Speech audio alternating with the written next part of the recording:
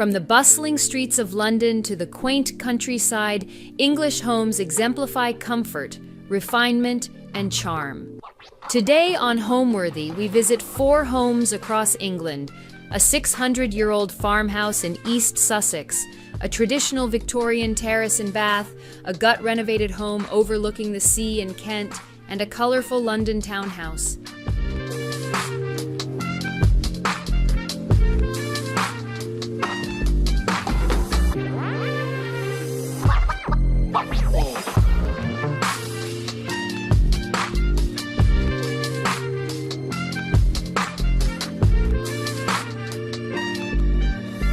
You're watching Homeworthy, where we believe every home has a story. Before today's episode, click the join button below to support all of the storytelling we do on this channel.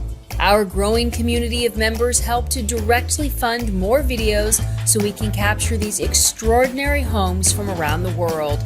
So join today to receive early and exclusive access to new Homeworthy videos. You're watching Homeworthy, where we believe every home has a story. Hi Homeworthy, I'm Genevieve. Welcome to my home in the English countryside. I'm so happy you're here. Come on in.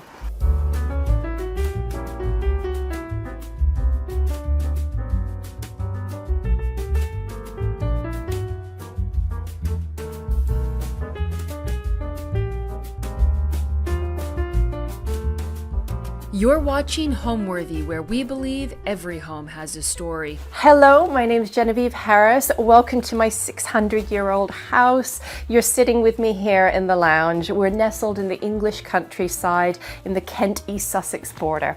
Well, I was originally from Canada, born and raised, and when I was 20, I decided I just wanted to change. I wanted to study fashion, and I ended up moving to London, where I lived for 10 years. I loved it there. I met my husband there, but when we were ready to have children, we just wanted somewhere a little bit where we could have more space, and we were looking to buy a house, and it was this sort of East Sussex countryside that we loved. It's near the coast. It's just a beautiful, beautiful part of England, and yeah, and we're still only about an hour away from London, so it's quite accessible for that. Do you know, it's really funny because I was actually away visiting my mum and dad in Canada, and I was looking for a house. We were ready to buy somewhere, and I saw this house come up. And the minute I saw it, I phoned my husband and said, "You need to go and see it." I knew, even without being here, I knew we had to have it. I just loved it. And my husband went and saw it, and he phoned me and he said, I think it's the right one. I flew home a week later, I saw it, and we put an offer in on the house, and it was instant love at first sight, absolutely. So we've been here 6 years. We were ready for a project. I love houses that need a bit of attention. This one was off the chart. It needed so much help. It was literally falling down. It had been in the same ownership for about 60 years. The lady that lived here was given it as a wedding present, so it had been in the family for quite a few generations. It was really neglected. There were parts of the timber frame that were rotted. We really had to strip it back and rebuild it, essentially. Rumor, folklore was that King Henry VIII stayed here, which I think is incredible. Of course, going back that far, there's not always sort of, exact details, but a lot of the neighbors had said that this is, one of the places that he had stayed, which just boggles my mind. I can't believe, it kind of reminds you how old this house is. So yeah. Welcome to our drawing room. This is the biggest room of the house. It's the room that you enter when you come through the front door. We believe that originally it was 2 rooms. So you can see by the pattern of the brick floor, there was probably a wall here. When we moved in, it was 1 big room, and we kind of use it as 2 separate spaces. I'll show you what we did. There's 2 fireplaces on either side of the room. This one we put in ourselves. So this log burner here, we put in ourselves, there was evidence that there used to be an old chimney here. So we put the log burner in, we added the antique Delft tiles, and my husband built the wooden surround here. So that's kind of the area where we sit of an evening. We've got a teeny tiny hidden TV, which I'm not going to show you, it's quite horrible. And we sit here, watch TV, cozy up by the fire, and this is our kind of family evening kind of space of the room. As you kind of progress further, there's this incredible big inglenook fireplace, which was one of the features when I saw the house that I just instantly fell in love with. These are called inglenooks. They're quite unique to this kind of house. It's a Wealden Hall house, it's called. And many of them have these great big open fireplaces. We added the log burner just for heat because it's quite a big room. It puts out a lot of heat, which it needs.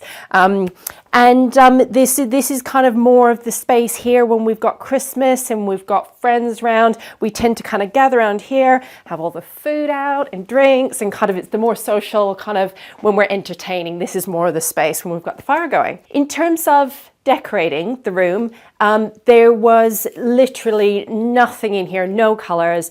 We had to redo all of the beams. They were originally very dark. They were kind of painted black, which was really kind of oppressive, and it kind of felt quite enclosed. So we found evidence that actually these beams were at some point in history lime washed. So lime washing is a kind of way of preserving beams that they used to do back a couple hundred years ago. So we lime wash them, and it kind of lifts, I think, the whole room and kind of makes it a lot lighter, a lot kind of brighter.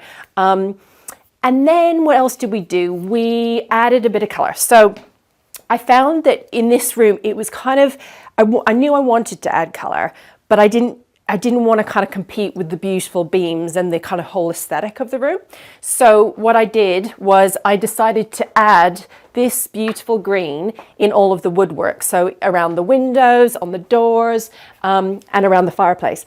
And I think it's a really lovely green. It's Edward Bulmer Invisible Green. And it's the whole idea of the color is to kind of bring the outside nature into the house.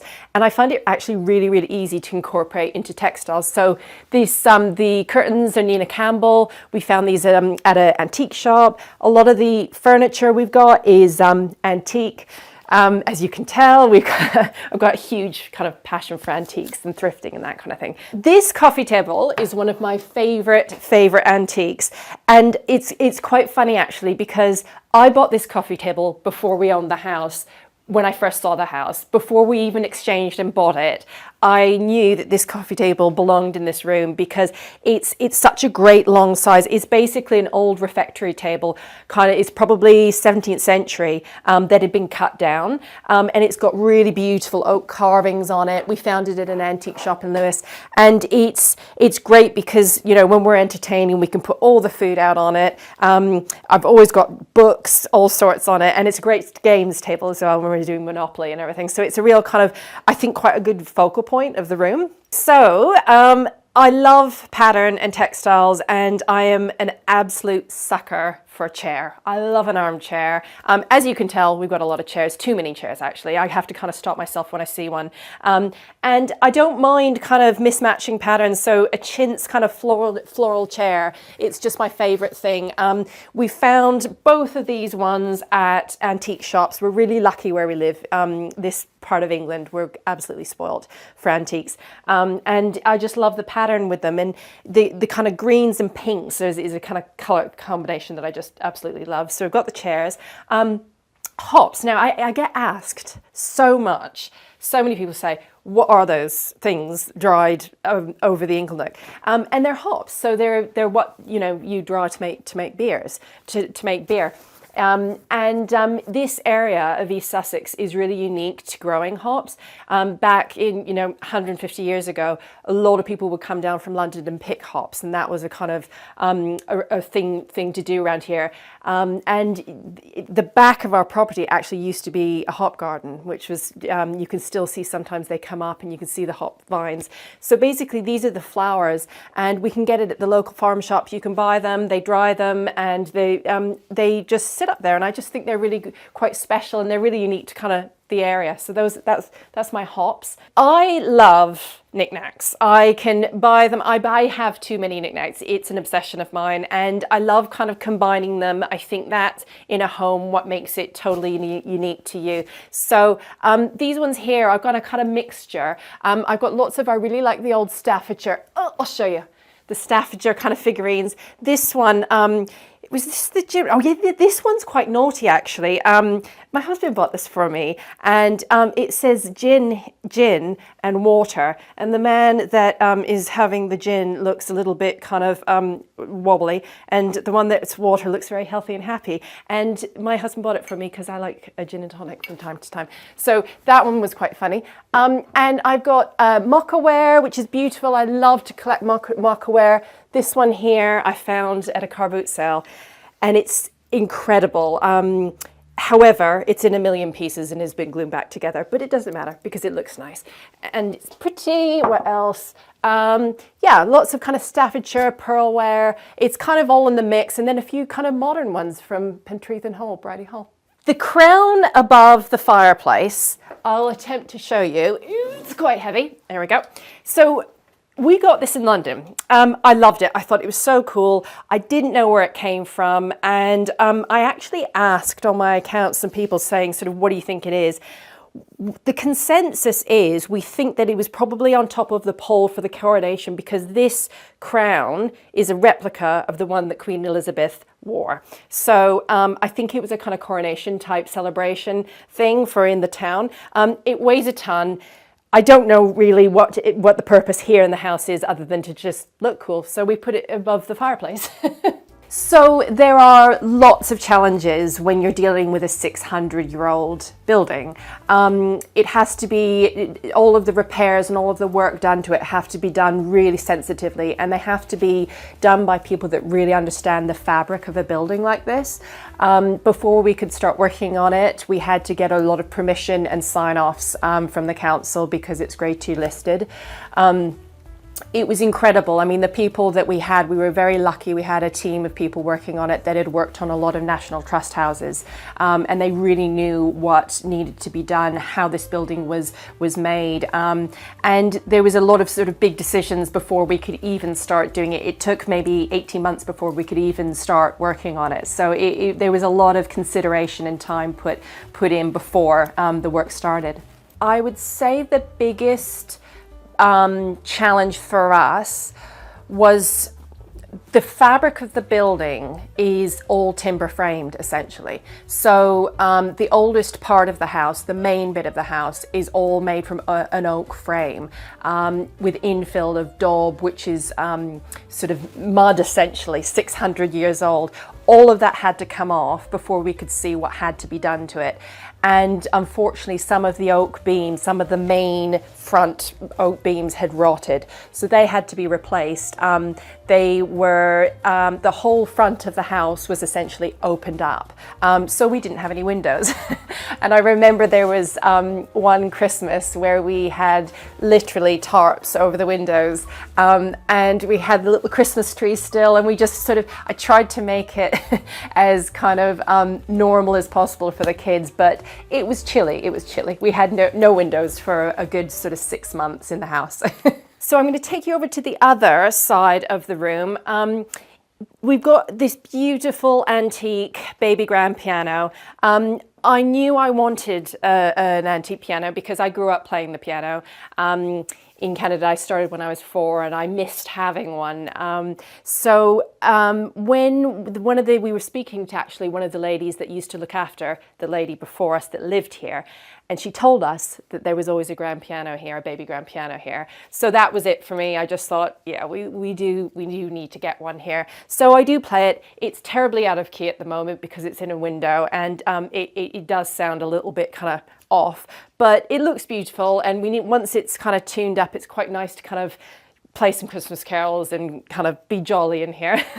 So when we finished doing all the kind of structural work in this room, it was completely bare and there was nothing in it. We had all of our furniture in storage, and it kind of took us a few months to sort of think, how are we going to design it? And for me, the way I kind of work with interiors is it's quite organic and it happens quite slowly. I think if I make a plan, a grand plan for a room, it never kind of is exactly the way I want it. So it's kind of a process of addition and buying things and moving things around until it's right.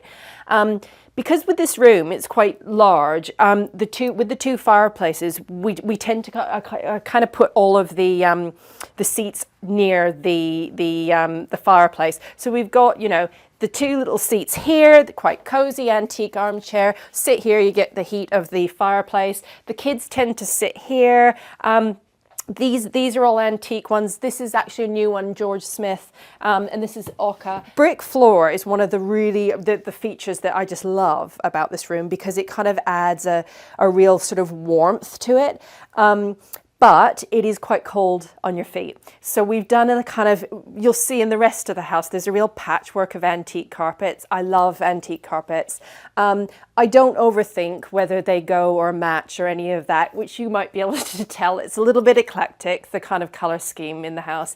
But I think I don't know, I think it's quite relaxed, and I think it adds a bit of character, and it's obviously warms up the room a little bit with all the different carpets. This dog bag, we've got Bear, the yellow Labrador, who's ridiculous. She's very bouncy and very excited, and I will bring her out at some point to meet you. But I have one rule: she is not allowed up on the sofas at all, because she sheds a lot. And so I found this dog bed. I've been looking for ages for dog beds, and I find that a lot of the time they're not particularly attractive. This one I found at a car boot sale in the middle of a field on a Sunday morning at 7 o'clock, and I just thought it was really, really sweet. I love wicker. I think it really kind of adds a little bit of warmth to a room, and it's big enough that it fits here. I've been, this is William Morris, the little dog insert in it. So she feels quite posh when she gets into her fancy dog bed. This painting is, I have to say, my favorite painting in the whole house. We've got, my husband loves artwork, as do I. However, he bought this painting without me knowing, which is always a little bit risky. But when it arrived, I was just blown away by it. It's called The Serbian Dresses, and it's by an English artist, Jean Inglis, her name is, and we think it's around 1945, around there. We found it at an auction. I just absolutely adore it. I love the colors in it. I love their expressions. Everything about it, whenever someone sees it, they're sort of drawn to it. It's just got a really lovely feel to it. And of course, I just love the beautiful dresses that they're wearing. It's just so pretty. I think it was really, really important for us to maintain the kind of historical aspect of the house, and to maintain a lot of the kind of original features. Houses like this are rare, and they don't, you know, I think when things are done to them to modernize them, you can't put them back when things are taken away. So we really, really wanted the house to kind of to be as sensitive as we could be with the restoration. And I'm really kind of careful to say it wasn't a renovation, it was a restoration. So we really wanted, instead of changing it, we wanted to put back and as much as we could into the house the way it was originally built. We wanted to kind of maintain the kind of authenticity of the house. I think my personal style for interiors, it really changes according to what house I'm in. With this house, it was quite simple, I think, in lots of ways to kind of decorate, because it kind of just dictated how it should be. It's got kind of a really strong look anyway, with the beams, exposed beams, the Inglenook fireplaces, exposed bricks. So I didn't really want to compete with that very much. I didn't want the interiors to kind of overpower the kind of the look of and the character of the rooms inside. With the kitchen, we had to completely rebuild the kitchen. There literally was no kitchen. So I really did want to create something that looked like quite timeless, really. It looked like it could have been there in the 50s, or it could have been there, you know, in the 80s, and just quite authentic and natural. So I've tried to kind of make it look as kind of comfortable and authentic as possible, while still putting a bit of our character into it, which I think you can do with you know, with the soft furnishings and curtains, things like that. You can put your own kind of mark on it. So next door is the dining room. I'd love to show you. Come and follow me. Okay, welcome to my dining room. This is again in the oldest part of the house. So it was built around 1420, very, very old indeed. This is where we have our kind of more formal dinners. We'll have Christmas dinner, Easter, all of that. It's very cozy. The first thing we did was put in this beautiful big log burner that puts out lots of heat into the room. Again, you've got a slightly smaller ingle nook here, but it's quite the kind of focal point of the room. I've got my Delft plate that we found at an antique shop, and this old antique sword that my husband insisted on putting up. The lights in this room I wanted to keep quite gentle, and I didn't want them to be too harsh. And these scallop shell sconces I think really do the trick. They're real scallop shells, they're brass kind of sconces, and they kind of give the illusion of candlelight, which I really love because it's quite a kind of cozy dark room. We've got the refectory table here that seats 6 to 8 comfortably, but I like to squeeze people in. I think kind of the cozier the better.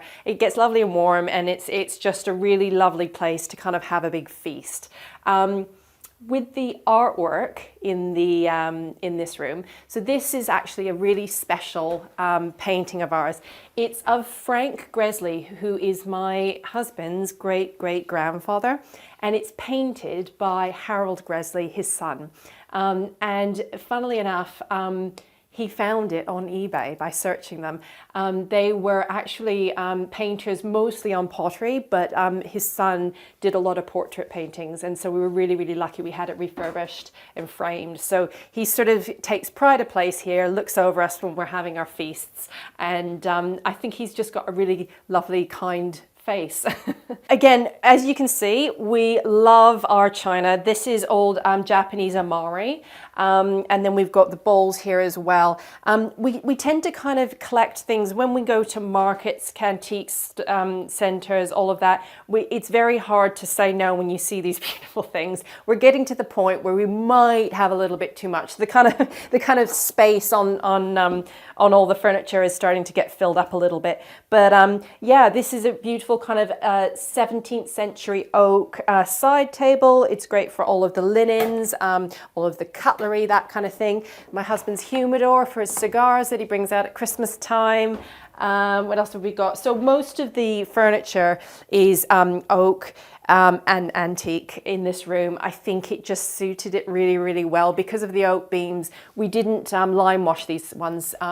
We were lucky they hadn't been painted. They just had a really lovely oak patina, so we left them as they were, and it does kind of make it a lot more cozy, a lot more kind of, to me, I think it's a real winter room. At Christmas time, it's just so special in here. I just put out a few bits here just to show you. I love setting tables. I love kind of going to town, putting things from the garden, foliage, that kind of thing.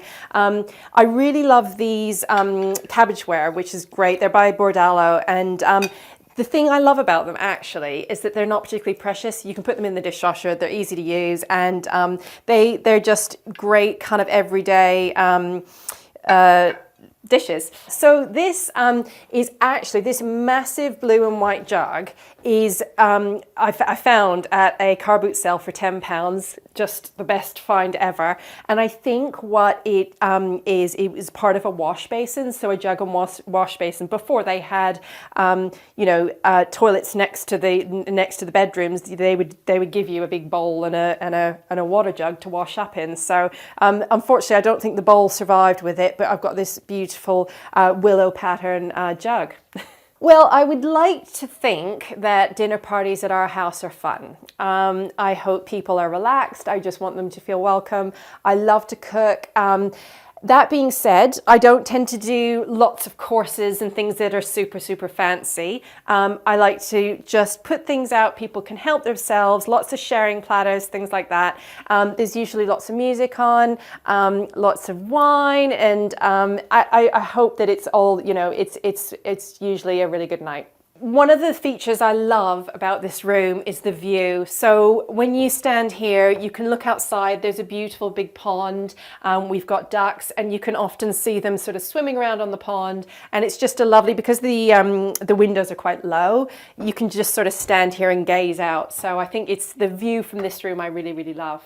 My particular style, in terms, if you compare all of the houses I've lived in, they've all been quite different. But I suppose the one common thread would be that I do love colour, and I like to introduce it in kind of unexpected ways.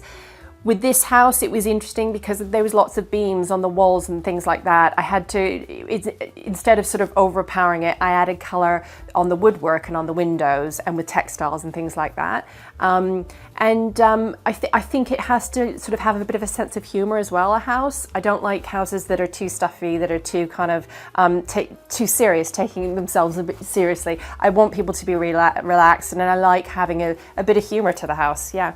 What do I love most about this home? I think hands down it has to be the kitchen. It's where I spend most of my time. It's where the kids spend most of their time. I am always cooking in the kitchen.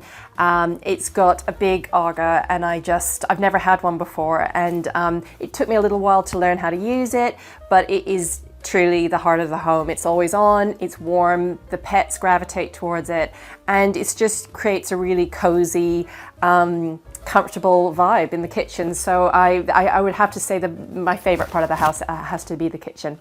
So the next room over is my favorite room. It's the kitchen. Come and follow me.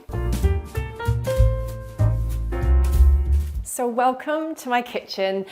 It is my favorite room of the house simply because we spend the most time here. The heart of the kitchen has to be the Aga. I absolutely love it. When we first moved in, there was just the one old oil Aga, and then we moved it over and we added an electric companion. The Aga stays on the whole time. It's lovely and warm. Often there's a cat or a dog snuggled up next to it, and people just, when they come into the kitchen, just always naturally kind of gravitate towards it because it is so warm. And I love it. It's great for doing roasts and kind of slow cooking, and it's just my favorite part of the kitchen. The color of the cabinets is Haymarket by Mylands London. I get asked all the time, and it took us 3 or 4 tries to kind of get the right yellow. Funnily enough, we started off with them being dark green, the cabinets, and it just didn't feel right. It was a little bit too dark. And it just didn't sit well, and we wanted to change the color, and I love the contrast of yellow and blue together. As you can see, I've got lots of blue and white willow pattern in the kitchen, and I love the kind of combination. So I thought I'm going to try and find a yellow. We went through 2 or 3 colors, and then finally we found this yellow, and I love it because it's really, although it's very bright and very kind of cheery, it's not overpowering. I think it's got a lot of character, and it kind of harks back to kind of a 50s look to it, which I wanted the kitchen to kind of feel like. So when we got the house, the kitchen was 1960s. It was in a really bad state. All of the cabinets were kind of falling apart, and there was unfortunately not much we could salvage from them. So it was completely gutted. And we had to design the kitchen from scratch. So to me, the most important thing was to kind of create a space and create a kitchen that looked like it had always been here, that we hadn't just come in and built a new kitchen. So for that to be achieved, we had to put a lot of kind of research into what the proportions of these cabinets would have been like when this kitchen was built. So this kitchen is sort of 1790-ish, and so Georgian. So we looked at lots of kitchens of that era. What did they look like? What was the sort of the shapes of the cabinets? And we kind of sketched it out, and we had a really lovely kind of, 2 fellas built it for us. Things like the knobs and the latches, things like that, we all sourced antique and secondhand so that they didn't look too new. They looked, I wanted these things to look like they've always been here. And I think it really, because these are antique, it kind of tricks you into thinking that they have. All of the appliances, we do have a fridge, we do have a dishwasher, but very cheekily, we've covered them up with the cupboards so that when they're not in use, it kind of gives the illusion that you're harking back to older times before the appliances.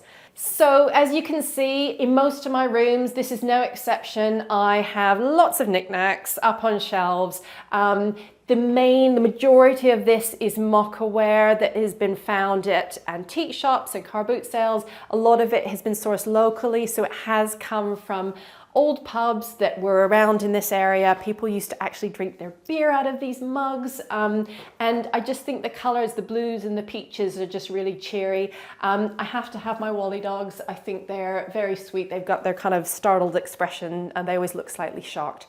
And yeah, I've got lots of ceramics. That's kind of my favorite thing to kind of add color to a room. These are amazing. So these I found at a reclamation yard. They're bull's heads, and they came off of the side of a butcher's shop that obviously had gone out of business, and we've attached them. We've got two of them attached to either side of the big inglenook. So this table, there's actually a really funny story with this table. When about a week after we moved in, we were starting to decide what we were going to do. We were going to do lots of work to the house. We didn't have a kitchen table, and we'd ordered a wardrobe upstairs in one of the bedrooms from an antique dealer, and they came to deliver it. And I was chatting to the lady, and I made her a cup of tea, and she said, "You haven't got a kitchen table?" And she said, "Would you like a kitchen table?" I said, "Yeah, well, I guess so." And she just brought this out from the back of her van and said, "Here, you can have this kitchen table." So it was very, very generous of her. She was lovely, and we've never kind of wanted to change it. It just works. It's really wobbly. It's not completely flat, but I think it kind of is the perfect size. And the fact that it's round means that everyone can kind of sit next to each other and see each other. And it's just really charming. I think it works really, really well in the space. I found this at a car boot sale, and it's actually a candelabra, so it's not electric. I light the candles when we have friends round. It kind of really creates a kind of cozy atmosphere, and I love candles. I just think there's nothing like a candlelight when you're entertaining. It's a must for me, and it was great. The only thing was, it was when we first got it, it was a little bit higher, and I actually ended up burning the top of our beam. So hence us getting a thing. My husband told me off, and we had to add this to it. So it's not so much of a fire hazard anymore. I think since we've moved here over the last 6 years, I have perfected the roast dinner on Sundays. It, to me, is just a given. On Sundays, we always have my family round and sometimes friends, and we will always do a big roast dinner, roast chicken, or roast lamb, roast beef, and this aga is just the perfect thing to cook roast potatoes in. I do a mean Yorkshire pudding as well. But yeah, roast dinner is always on a Sunday, and I think that, to me, is my favorite thing to cook. Like all of the rooms, the things that we've put up on the walls, the kind of bits and bobs all around the house have been a very kind of, it's an eclectic mix. It's things that we found from around this area. This one here is a old sign from a little convenience shop that was in this area that had gone out of business, and it's a little ice lolly sign, and it's all hand painted. It's an original one, not a replica, and it was not expensive, but I just loved the kind of graphics on it, and I loved the color that it had, and I thought just perfect for the kitchen, because the kids like ice lollies. And one more thing I have to show you that, again, goes back to that idea of I love having a bit of a cheeky sense of humor in the house, and this one is the perfect item to show you that does have a cheeky sense of humor.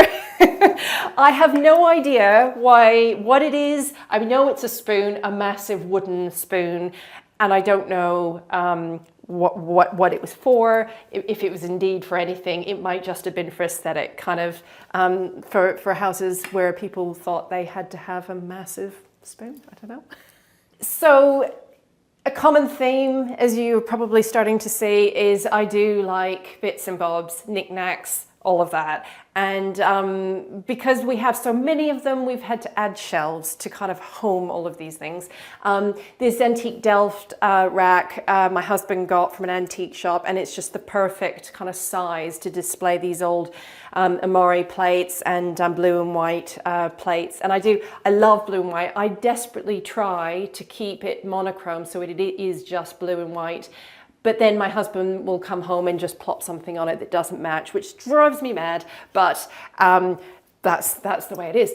Yeah, and I've got all sorts, kind of old little antique eggs, little bird's eggs, things like that. It is very eclectic. A little bit of Victorian naughtiness, lady showing her knee, Now I'm going to show you the tiniest room in the house. I think it's very sweet and a little bit magical, so I'm going to show you. Come with me.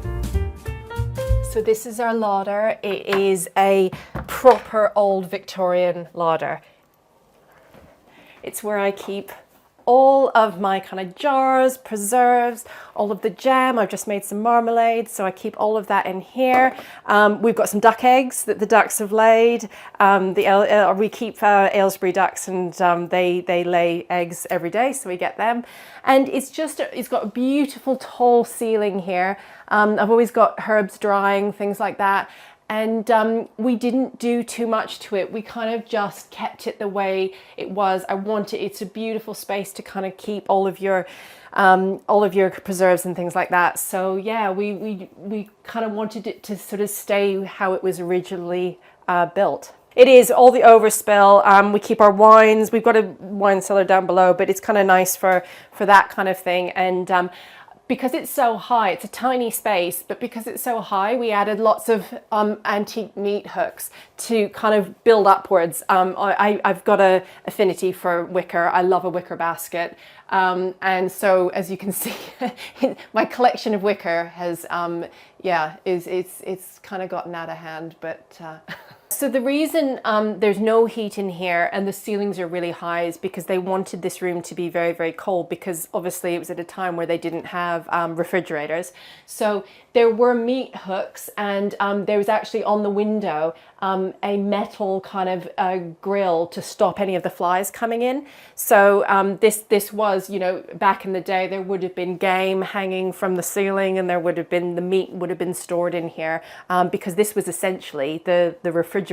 If I want to open the window, you chuck that and you can open it. This actually was in the house. She'd left it. It's actually quite interesting. This bit of furniture was here when we moved in, and there's a funny story actually. The lady that lived here used to keep her ducks in here, and we had the lovely experience of when we moved in, I had to clean out this room. So it was a treat for the senses when we first moved in. When I was 20 and I moved from Canada to London, I really wanted to work in fashion. And I was very lucky. I got a job at Liberty's in London, and I worked there for 6 years. And it was my favorite job. I loved it. I was a manager there, retail manager. So I managed the menswear and then the ladies' wear and the ground floor.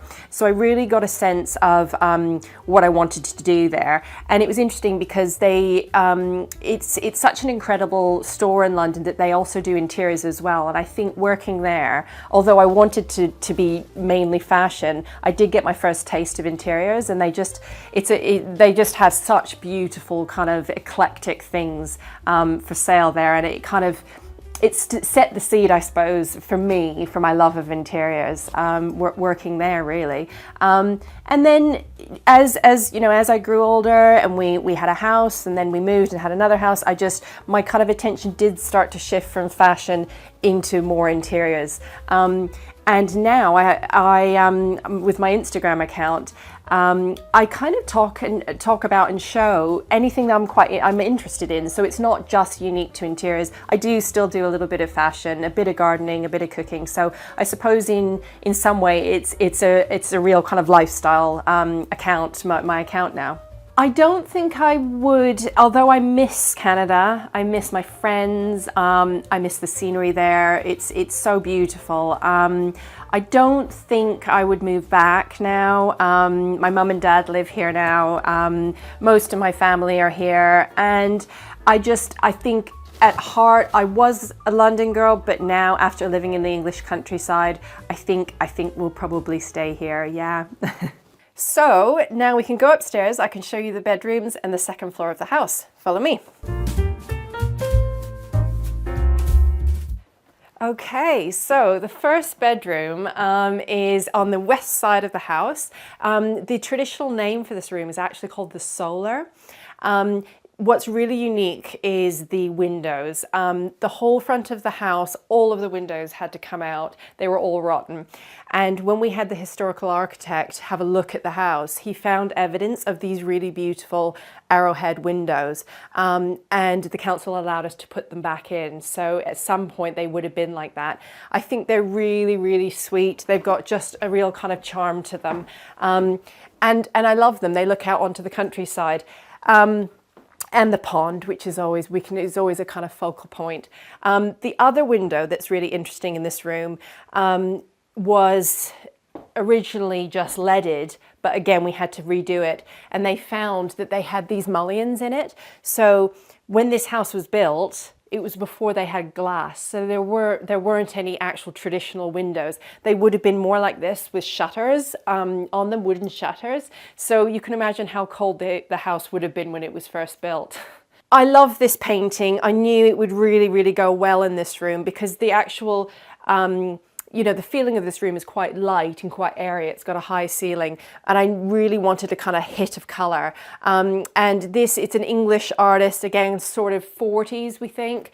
And it's Harold Riley, and it's of his daughter, which I love. And I think she's just got such great character, and she's got really arresting eyes. I just think it works so beautifully in this room. So this actually is a radiator cover that we found. We found 6 of them at a house clearance, and the radiators that we have in some of the rooms aren't particularly good looking. They're just basic utility kind of radiators, and so this is perfect. It kind of covers it. It looks like a kind of oak piece of furniture. They've got metal kind of grates on it to radiate the heat, and I think it kind of just serves the purpose really well. I love textiles. I love kind of quilts, all of this. This is a Durham quilt, cotton.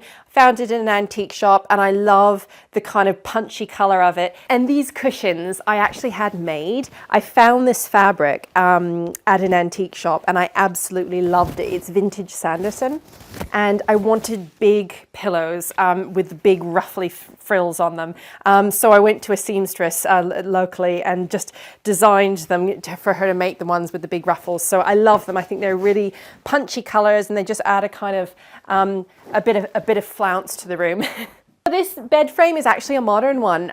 We've had it a few years, and we just wanted something really simple. It's not antique, but super comfy, and it kind of works. It doesn't really compete with the rest of the room, so it's kind of modeled after a Victorian design. So the rugs in this room, carrying on that theme of a bit of a patchwork, we've got all different types. I love the colors, and I like the mix of the colors. The floorboards are incredible, actually. They're really, really wide oak floorboards, and it's because it's the oldest part of the house. They're original, so they're sort of 450, 500 years old, and they've got the old kind of metal nails in them. They're just really quite impressive, the size of the oak floorboards. So this fireplace is actually, we've just finished it a few months ago. My husband made all of the surround. Previously it was just exposed brick, and there was no grate or anything in it. It's not a working fireplace, so the chimney's working, but it's not connected to this particular fireplace. But we did it, purely for aesthetic reasons. And the grate, the insert we found at a reclamation yard, and I loved the blue, and I decided to pick up on the blue and do this kind of punchy, really lovely blue. It's Cook's Blue by Farrow & Ball. And again, I think it's a good example of how in an old house, you still can be quite brave, I guess, with your color choices, as long as it all ties in together and doesn't compete too much with the kind of historical references. And I really like how the blue picks up the blue in the sky in the painting. I think what gives a home a soul, the homes that really speak to me, the ones that I love the most, are the ones that the owners, the occupants, have really relaxed and listened to their own kind of identity, and they've created a space that's just really unique to them, as opposed to looking and getting reference from other people's taste. I think you can always get inspired by there's lots of, you know, sources, Instagram, magazines, whatever. You can, it's great to get inspiration, but I think there's a real line between crossing over from inspiration and just creating something that is not authentic to you. Some of my, you know, the places, the homes that I've seen can be completely different taste or style to mine, but I find them really comfortable and I love them because it shows that person's, the owner's kind of character. I think those are my favorite houses. Yeah.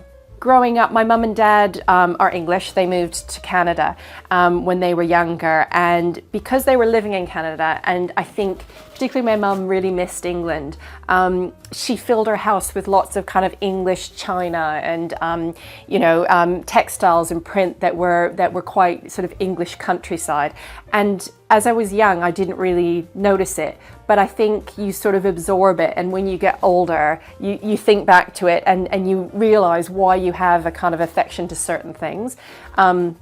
So I think, thinking back, my mum was a big inspiration with her style, and my grandmother was similar. She was English as well. And I think, you know, now in modern day, when I'm on Instagram, some of the accounts and some of the profiles that I really love are ones that are kind of, you know, they're listening to their own character. They're kind of doing their own thing, and kind of breaking the boundaries a little bit. I like people that kind of don't go with the rules sometimes. Those are the kind of accounts that I really like, that speak to me. So next, I'd like to show you one of the bathrooms. They're quite special because they're practically untouched since the 60s. So you're in a bit of a time warp when you see them. Follow me. So this is one of the main bathrooms in the house. It is practically untouched since the 60s. It's got the original sink, toilet, bath, heater, all of that. And there's a kind of reason why it is untouched. We did have ideas to update it, to change it. And every time we went and had an idea, we kind of thought, actually, it's really charming the way it is. And if we take it out, you're never going to see it, you know, it'll be gone. And it's a little bit of a snapshot of what bathrooms were like in the 60s. So instead, what we did was kind of give it a little bit of a facelift. So we removed the really grotty carpet. It was disgusting. We removed that. I painted all the floorboards. We gave it some new plaster. The windows obviously are new. They're all remade. We lime washed the beams as well to really kind of clean everything up. And then just added a few kind of features to sort of make it a little bit more homely. The thing I love about this room, it's a lovely big bathroom, but I actually wanted it to feel more like a space that you could just relax in as well. So not two bathroom. I call it the unbathroom. So for example, I've put a little armchair. I've got, you know, a little wardrobe to put your bits and bobs in. And it's kind of, it's a nice place, a carpet down. I put the carpet here, and I think it's quite charming, and it's really kind of quite relaxing. It's a really lovely space to have a long bath and just relax. So this, I love, we found this at an antique shop. It's an antique perfumery cabinet, and I just think it is so special. The minute I saw it, I thought, I need this in my life. We haven't got room for it in the bathroom, so I put it in the hall just outside of the bathroom, and it's just the perfect space to put all of your perfume. It's quite unusual to see English ones. Often they're French, but this was an original English one with the original wobbly glass, and wherever I go, I will take it with me because it's just such an unusual one-off piece, and I love it. I really wanted to quickly show you a really special part of the house. This is my son's bedroom, and it's the original hall of the house. So it's got this incredible sweeping high ceiling, vaulted ceiling. Originally, the floor wouldn't have been here. It would have gone all the way down to the lounge. and people would have just had a fireplace on the ground and look all the way up to the top of the roof. The original crown post, which is unique to this type of house, a medieval whole house. And what just boggles my mind is that this huge oak beam would have been lifted with chains and manpower, because of course they didn't have any machinery when this house was built. So it just is an amazing testament to the strength and the skill of the people that built this house. So I've tried to keep it relatively minimal in my son's room. However, this is a tidy day. Most days there's Lego everywhere. But I've added a few bits that I just love. This trunk is so cool.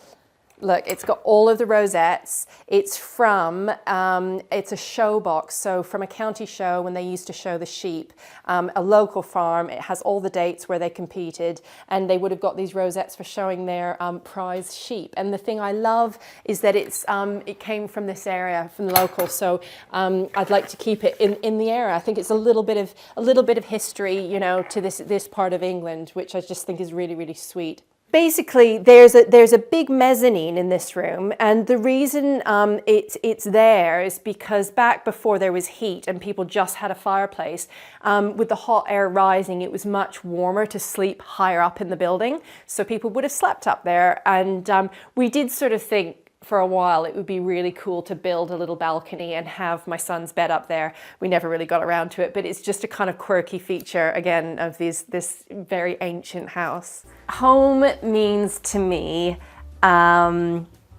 it's got to be family. I think it's, for me, the home is where everyone can come, get together, spend time together.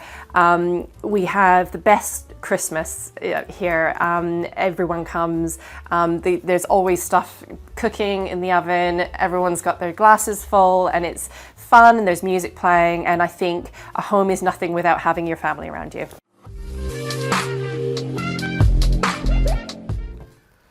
Hi Homeworthy, I'm Sean. Welcome to my home in Bath. I'm so excited to show you guys around.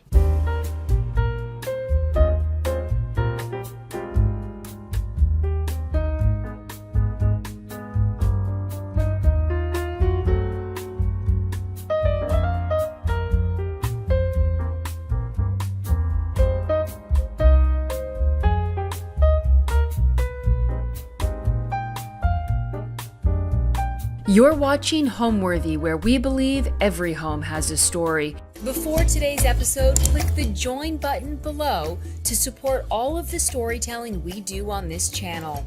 Our growing community of members help to directly fund more videos so we can capture these extraordinary homes from around the world. So join today to receive early and exclusive access to new Homeworthy videos. My name is Sean Symington, and I'm an interior designer based in the UK, and we are currently in my home in Bath. I'm originally from Toronto, Canada, and I moved to London, I guess, like 8 years ago now, and I worked for various interior design firms in West London, and then I sort of started my own company, and yeah, I just settled. I didn't think I was going to stay, but I did. Here I am. Almost a decade later, I'm still here, so I guess I like it. So the house is a Victorian terraced house. It's not that special or spectacular, but it's in a great location, which is why we bought it, because it's kind of in the center of town, so we're able to walk everywhere, go for dinner, and lovely restaurants in Bath. Bath's a lovely city. It's a Georgian city, so it has gorgeous architecture, and there's lots going on here. There's lovely art galleries, and there's a really good sort of design scene here. And we bought the house because it was sort of, a great deal, a great project. It's perfect for us because it's just my partner and I and our little dog Penny. So it's perfect size. So we did so much to the house. We dug down at the back to make a higher ceiling. It had one bathroom originally, and sort of every room was a bedroom because obviously it was for students. There's a big university here, so it was very much a university accommodation. So we had to do everything. We had to gut kitchen, we moved the bathroom upstairs, we divided a bedroom in half to create a bathroom on the first floor. which would serve for the bedrooms. And then we created a utility room at the back of the house, which didn't exist.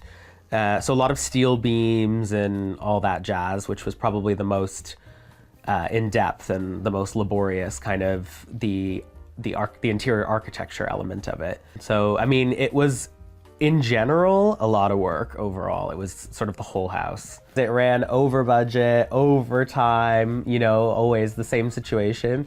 We just wanted to get in so badly because we were renting for the year that we were renovating. So we couldn't wait to get in. And there was a few things I probably did prematurely, like I love to see rooms finished, so I kept moving furniture in and, you know, finishing a room, and then it would get all covered in dust and have to clean the whole thing again. So definitely don't do that as some advice. Just wait until it's completely finished. I just wanted to see something done, you know, and I feel like we would take 2 steps forward, 1 step back, 2 step forwards, 1 step back. It was a lot of that. It was very stressful, but it was fun. And I mean, it's a bit like having a baby. I think you sort of forget about it and you're just like willing to do it again. Like I'm like, on to the next project, even though it was so stressful at the time.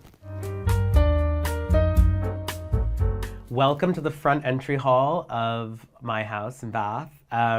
As it's a traditional Victorian terraced house, the hallways are always so narrow. We opted to leave the wall up so that we got a nice formal drawing room.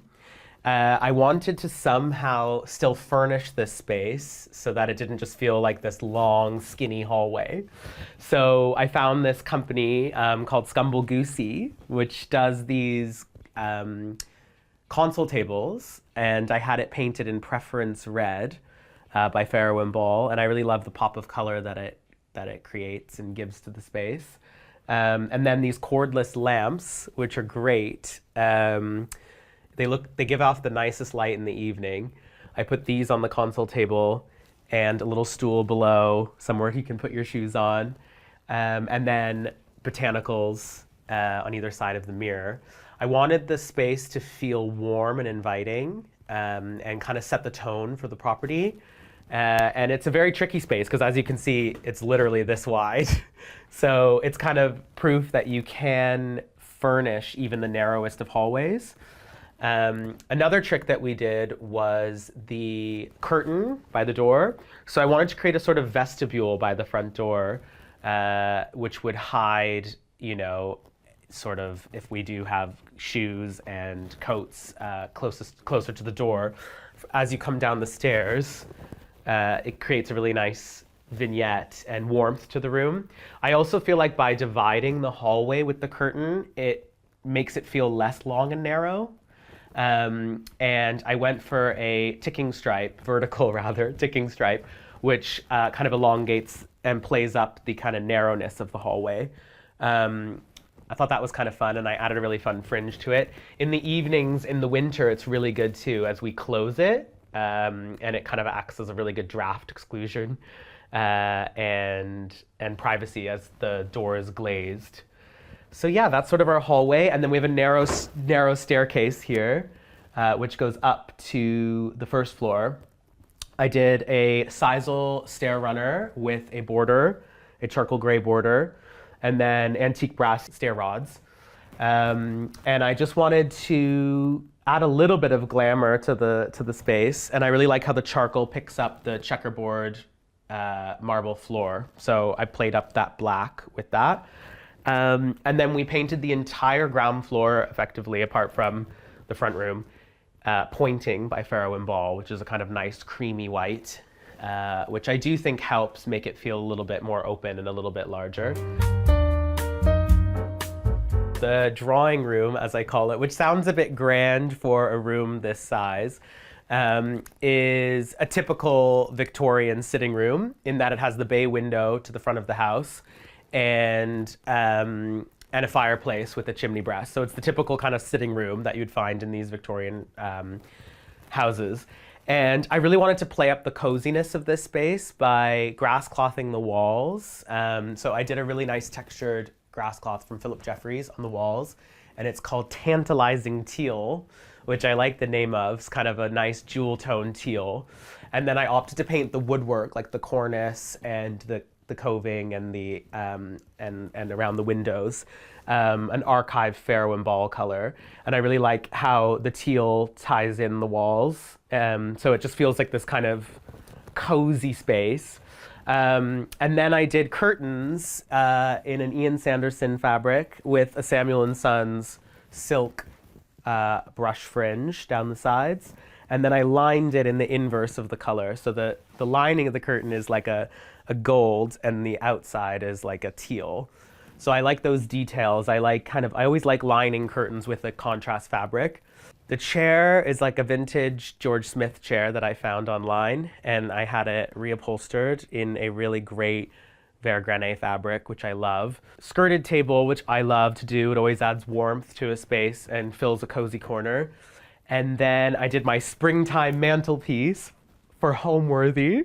Doesn't normally look like this, but I love changing and being adventurous with the mantle. At Christmas, we went wild in the holidays with really fun greenery and pheasants. So it's fun to switch it up. This room is actually not very big, and we were able to fit a lot of furniture in it.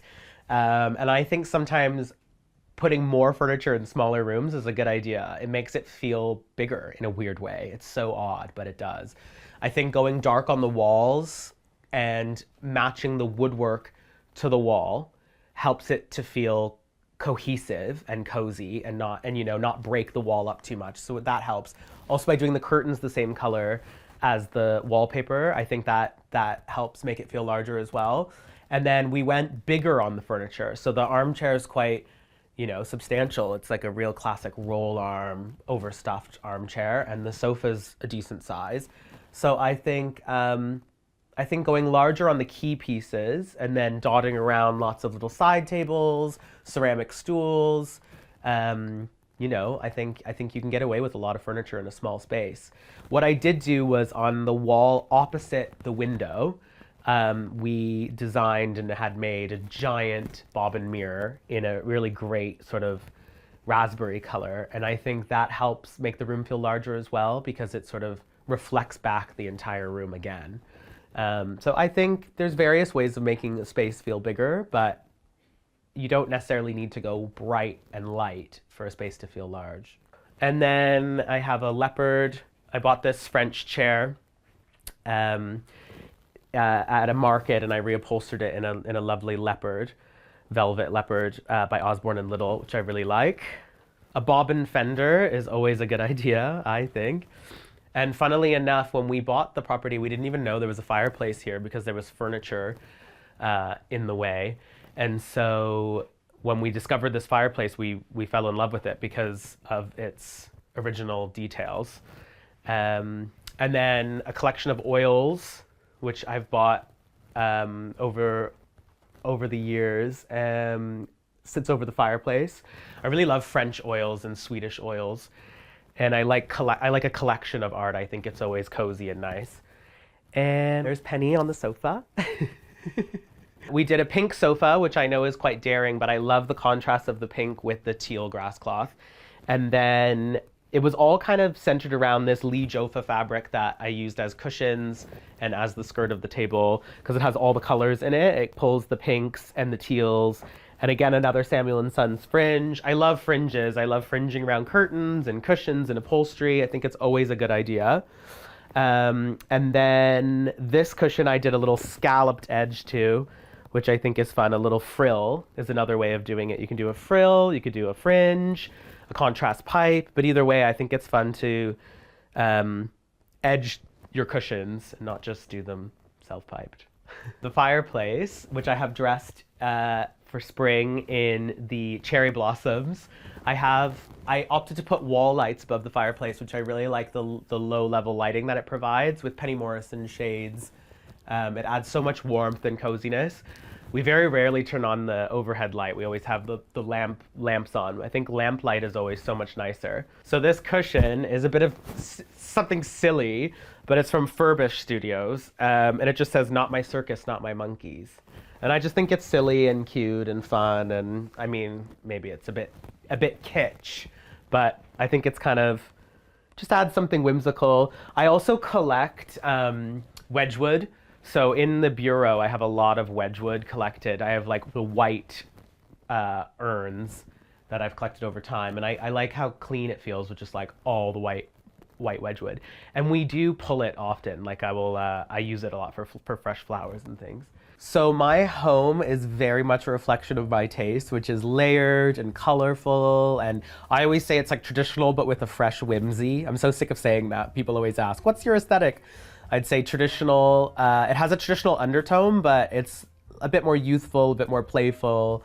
I mean, today I pulled out all the stops for Homeworthy. So we did a really springtime mantle behind me. I love being able to change it up and do different things. Like the bureau behind me, it drops down and we dress it as a bar sometimes. My partner will work there a lot. He pulls up a chair and sets up his laptop and works there. So I wanted it to be flexible and adaptable, but overall like cozy and warm, and push the boundaries a little bit. When you work in the industry, you very much, produce what the client brief is.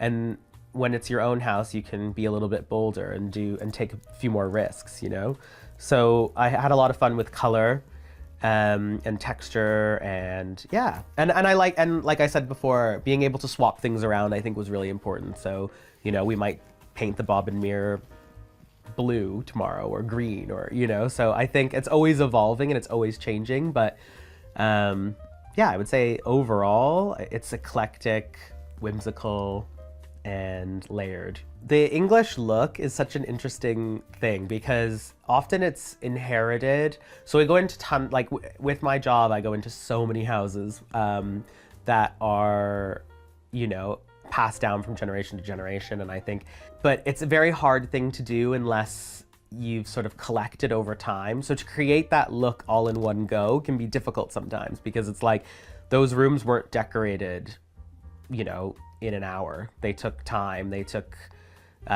years of inherited antiques or collecting. So I think to get that look, to get that kind of layered English eclectic look, I think you just need to be brave. And I would say shop vintage and antique more. So instead of, going and buying a whole bunch of new stuff, just take your time and collect and, buy a lovely old chair and maybe live with the fabric for a little while. Often English interiors aren't perfect either. It's a bit shabby. It's not perfectly polished all the time. So I'd say that would be my advice. If you're on a budget, I think go online, like buy from eBay. Buy a lovely old chair from eBay. I think that's so much nicer than going to a high street retailer. And if you're not on a budget, then I think mixing eras of furniture is really important as well. So, combine a lovely old Georgian chest with a bamboo side table, or, I love a glossy tray on an antique piece of furniture. So I think mixing eras is really important, and mixing fabrics, and not having it look like it all just came from a catalog, where you just bought it all, bought the showroom, bought the show suite. So yeah, I think that's the key, is collecting. Okay, so the kitchen is the space that we did the most structural work to, because it was actually very small before, and it was very closed in, and there was only one bathroom for the whole house, just there. And then none of this existed, basically. And so what we did was we opened it all up, including the staircase, to make it feel more open and brighter. And the real challenge in this space was that there is not that much wall space for cabinetry. So we were working with this existing chimney breast, and it's in a lovely bath stone, which would have been original to the house. And so I knew I wanted to work with this, but that meant, sacrificing this whole wall of storage, essentially. So I thought it'd be the perfect place for the range, which I found one that fit perfectly inside. And then I've had these alcove units, we designed these alcove units and had them made, which sit either side of the range. And then that left me with very little counter space. So I tried to go as large as possible with the kitchen island, and I took it all the way to the end, and there's a lot of space on the other side. But what's good about this is it gives us loads of prep space and, you know, loads of space to lay out everything. So our whole life is the island. And then we needed the island as well to have as much storage as possible. So I made sure to put the dishwasher, the bin, and then drawers all the way around. But in order for it not to feel too kind of heavy in the room, I wanted it to be more open at the bottom. So we incorporated, I sort of designed it with these columns. I saw an image in, I don't know, like Southern Living or something, of a kitchen island, and I really loved it. So I took it to paper and I sort of drew it, and I like this space that we've created at the bottom. So we can have display, baskets, various things across the bottom. And I change this out a lot, you know. Sometimes I have baskets on display, sometimes I have, you know, jars, lots of different things. And I think it's great because I change my mind a lot and I like to change things around. And so having an area for display for me is really important, and an area for collection.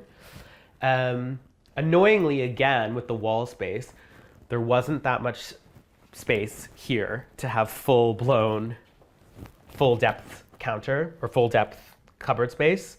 So I designed this plate rack, which I thought was quite cute. And we do use these, you know, we pull them out, use them for dinner, and I think that's quite good. I definitely think the practicality of it is actually quite good, but I love what it provides. I love the color, and again, it allows an opportunity to change. Maybe one day I'll find the most amazing dinner service and I'll fill this with the dinner service that I buy at an auction.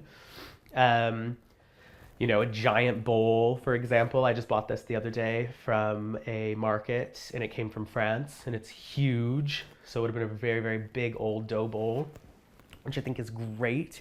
And I love the green glaze in it. So we're always changing and accessorizing, and I wanted an opportunity to have space to do that. On the same line as that is this pot rack, which I had installed across the chimney breast. And I think it's great because, you know, it shows a collection of antique French copper pots. At Christmas, I had a wreath, you know, and I often have dried lavender or rosemary or different things. And I kind of, for a moment, got into collecting old Jell-O molds. And I love this fish one. So it just provides an opportunity to change things out. Honed Carrara worktops, I think, is always a good idea.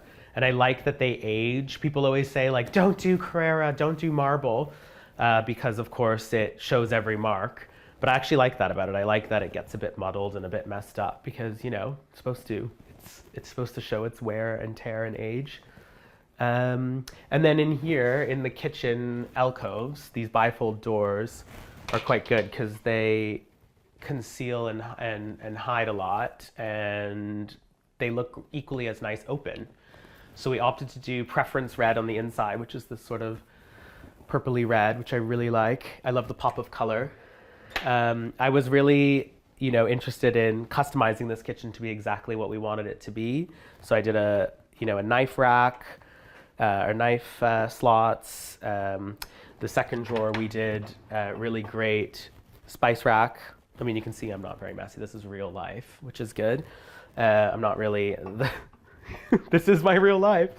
And then what else? And then over here, same thing with the cutlery. So it was a great opportunity to customize the kitchen to exactly what we wanted it to be. And again, here, we use this a lot. This is more kind of our coffee area and glassware. The checkerboard floor, which is a marble floor that I found at Mandarin Stone, which is a really good tile company here in the UK. I really love, because I love how rustic it is. It's tumbled and it's a bit messed up. And I carried it from the front door through to the kitchen, which a lot of people were like, what are you doing? It's such a small house. It's going to feel too grand. But I love it because I love that it just gives this kind of sense of classicness, and also it's super practical and hard wearing because, you know, the more messed up it gets, the better. A bit like the worktop. I think the more messed up, the better. There was a wall here with a door when we bought the property, and obviously we've opened it all up. the storage under the stairs. People always say, where's the fridge? Where's the fridge? Our fridge is actually here, integrated under the stairs. And then we've done all of this kind of touch to open larder storage, pantry storage, which I think is great. We've done tongue and groove all the way across, which we've also done on the ceiling. So we carried that detail across the ceiling. And I like that you can't really tell that there's storage here and it doesn't feel too full of cabinetry, but equally is super practical. So I always knew I wanted to be an interior designer. I literally came out of the womb decorating. Like literally was obsessed with it. And yeah, it's really rare that that happens. Like, you know, the older I get, the more I realize that that is kind of such a blessing that I did always know what I wanted to do. It was such a lateral career. It was such a kind of lateral, you know, aspiration, I guess. I think like it's just something that I inherently love and that I was sort of good at, I guess, and what I really enjoyed. So yeah, I always knew I wanted to do interior design. I studied interior design in Toronto, so I went to university there. And then I worked for various design firms, as I said earlier. And I think that's important too. I think gaining various experience from, you know, various design firms is really helpful because you can take a little bit from each one that you work at. You can't just start and have your own company and go. I think you do need that kind of education in design as well. Because I think it's a bit like any art, like you have an inherent ability, but then you get better as you work in it. So, you know, the more projects you do, the more you fail, you realize something doesn't work. I think that's really, really valuable. Following on from the kitchen, there's this sort of sunken area, which is the living room, dining room area of the house. And actually, this is what I was saying earlier, this was so much work for them because the ceiling height is not very high here, but it was, if you can believe it, even lower. So they had to manually dig down in order to like get the height here to have a nice room. And so this is really where we like live in the house. We designed this joinery that goes up and over the sofa. And we did it the same color as the kitchen, the setting plaster pink, with preference red on the inside. And then I did these nice library lights across the top. And we love sitting here. It's cozy and warm, especially with the lighting next to the sofa. It's great for reading in the evening and watching TV. I picked up this artwork in a market in Paris, and I had it framed in a bobbin frame, and I love the colors in it. And that was actually kind of the jumping off point for this room because I loved the teal and the kind of greens and the yellows. And then the Pierre Frey Pomme de Pin, I love this fabric, which has the kind of pinks, the reds, the yellows, and ties all the colors from the kitchen in. We then did a seagrass rug, and I had 2 French chairs that I found at market as well, upholstered in the Pomme de Pin with some bullion fringe around the bottom, and they're just fun and kind of silly. So annoyingly, this space is not that wide, and it needed to serve as both living room and dining room for the house. So originally I was gonna float the sofa in the middle of the room and have TV here, but it wouldn't have been enough space to also dine here. So what we did is we found a Samsung TV, which they do the frame, which is really, really good. So it looks like artwork, but it's actually a TV. So we sit here and watch television over the banquette, which is actually over the dining area. So this over here is the dining space. It opens to the garden, which we're having work done currently on. And I found these French chairs from a dealer in the UK, and I had them reupholstered in one of my favorite prints, like Sybil Colfax, which is a very like small little squiggly print, which I think is great. Classic tulip table, which I think is a nice contrast with the chairs. So I love mixing eras, like the French antique with the more modern table.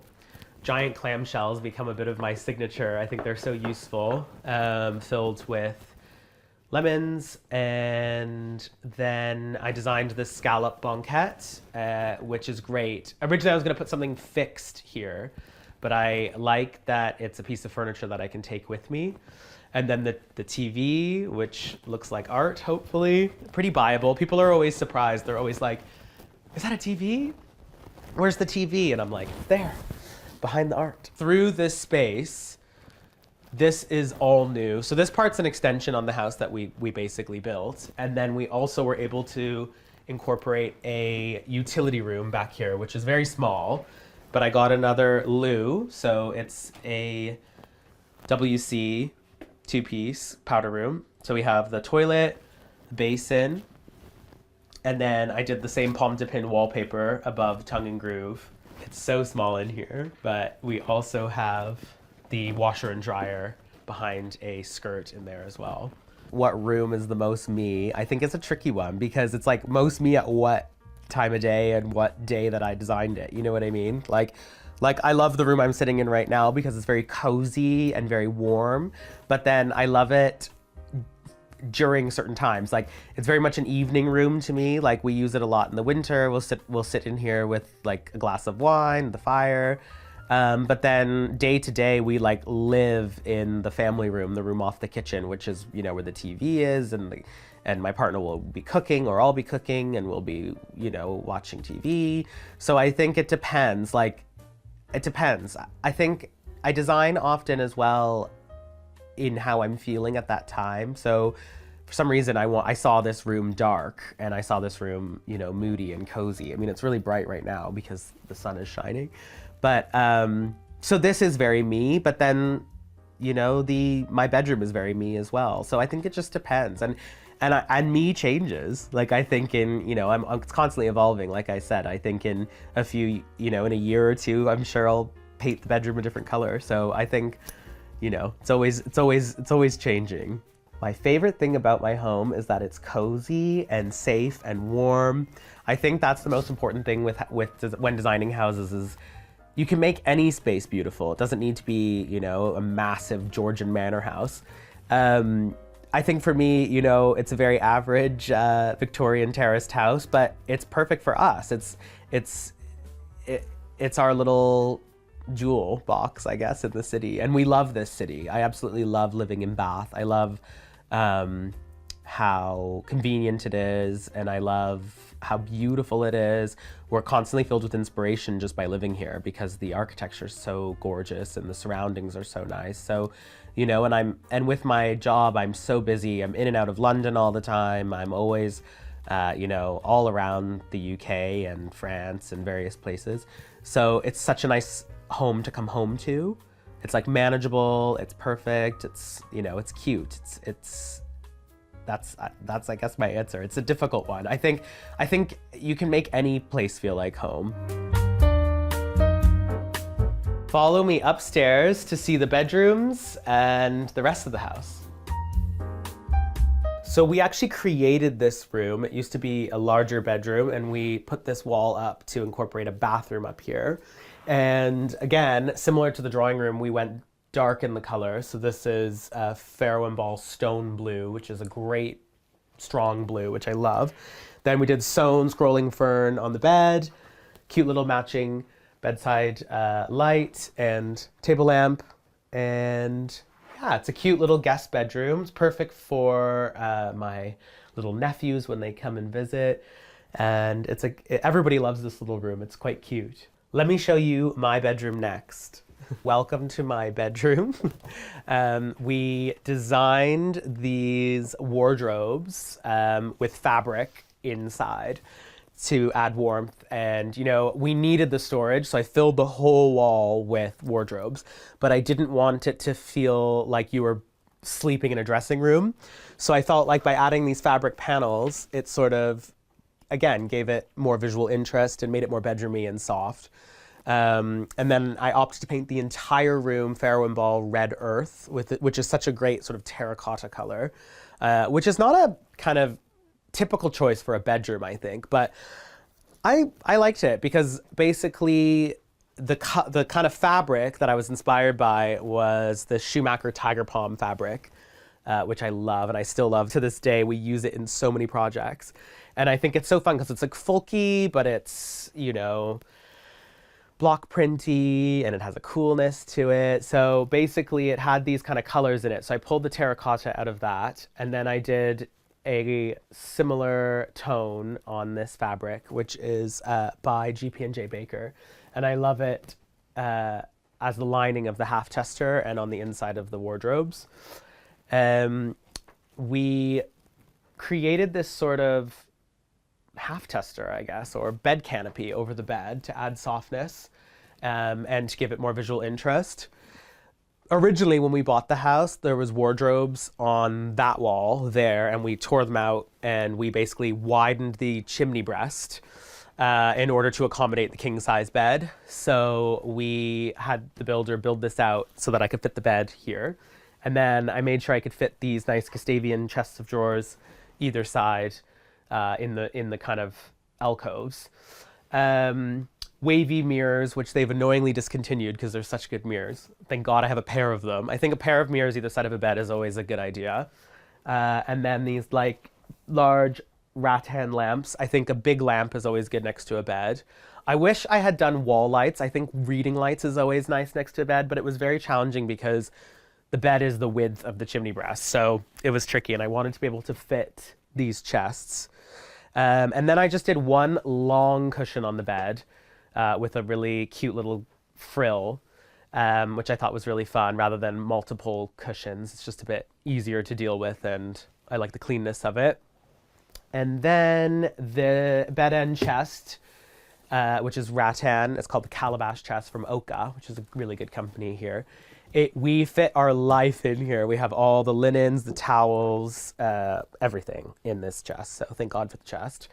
Then I found this little antique Napoleon chair, a little French chair at a market, and I had it reupholstered in the tiger palm with a little gathered skirt. And then another little cushion.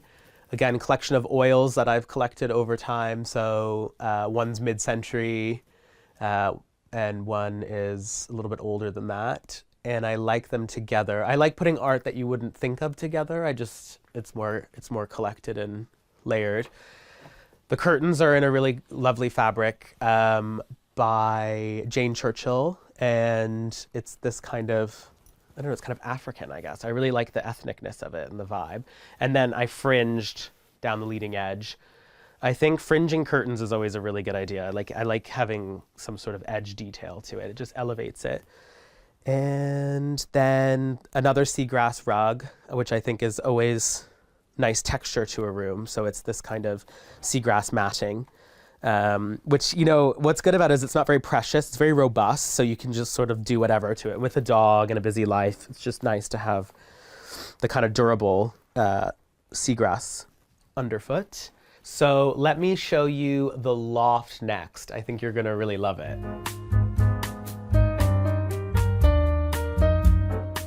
So another big part of the renovation was creating this loft space in the house. And I didn't want to take up too much space from the bedroom below, so we had to do this sort of really, really U-shaped staircase, which is quite narrow, but I think it was worth it because it allowed us to not compromise the rooms below. This is a really good guest bedroom, and I actually love how cozy it is up here and how cool it feels. We basically had designed this headboard, again with a really great fringe around the sides, and it's in a Fermoy stripe, and I did a Samuel & Sons fringe around it. Wall lights here work really well, a bit like the opposite of my bedroom where the bed is actually in a recess with this one. We then did curtains on the Velux windows, which I think work really well because it's a good solution for a Velux window rather than the typical blinds. It adds softness and interest. This Pierre Frey fabric is one of my favorites, which we then used as curtains, cushion, and a little settee at the end of the bed. Funnily enough, probably one of the most expensive things in the whole house is this little settee, which is so random because it's up at the top in the loft. But I did a Samuel & Sons fringe around the bottom of this little sofa, and the fabric and then the actual sofa itself came to a lot of money, but I think it was worth it because it's very cute. And I love the blues and the raspberries and the colors that it has in it. What we did do here is we built these bookshelves in order to accommodate the books, but also allow for storage. So I did these sort of jib storage doors here so that we can, you know, put Christmas decorations, San Pellegrino, extra supplies. It's just a really handy little storage space. And I like that you can't really see it. It feels concealed. And we did that on both sides of the eaves. We created these beams as well. We added these timber beams to add character. So we did one here, there, and on the other side. And yeah, overall, it's just a cute little guest bedroom. Just gotta mind your head. I think home for me is a space that feels reflective of me, I guess, and it's kind of my refuge. I love being surrounded by things I've collected and being, you know, surrounded by things that have memories associated with them. So, you know, I always think of when I see items that I've collected or furnishings or artwork even, I associate the memories of when I purchased it. So yeah, I think that's what home is. Home isn't just thrown together and, you know, bought from a catalog, like I said earlier. Home is definitely a place that is filled with things that are very personal, which is what I love about my job. I love being able to design people's houses that are a reflection of them. And that's why every project's different and every brief is different, because at the end of the day, it comes down to the person and the client. So yeah, I think that's how I would define it, I guess.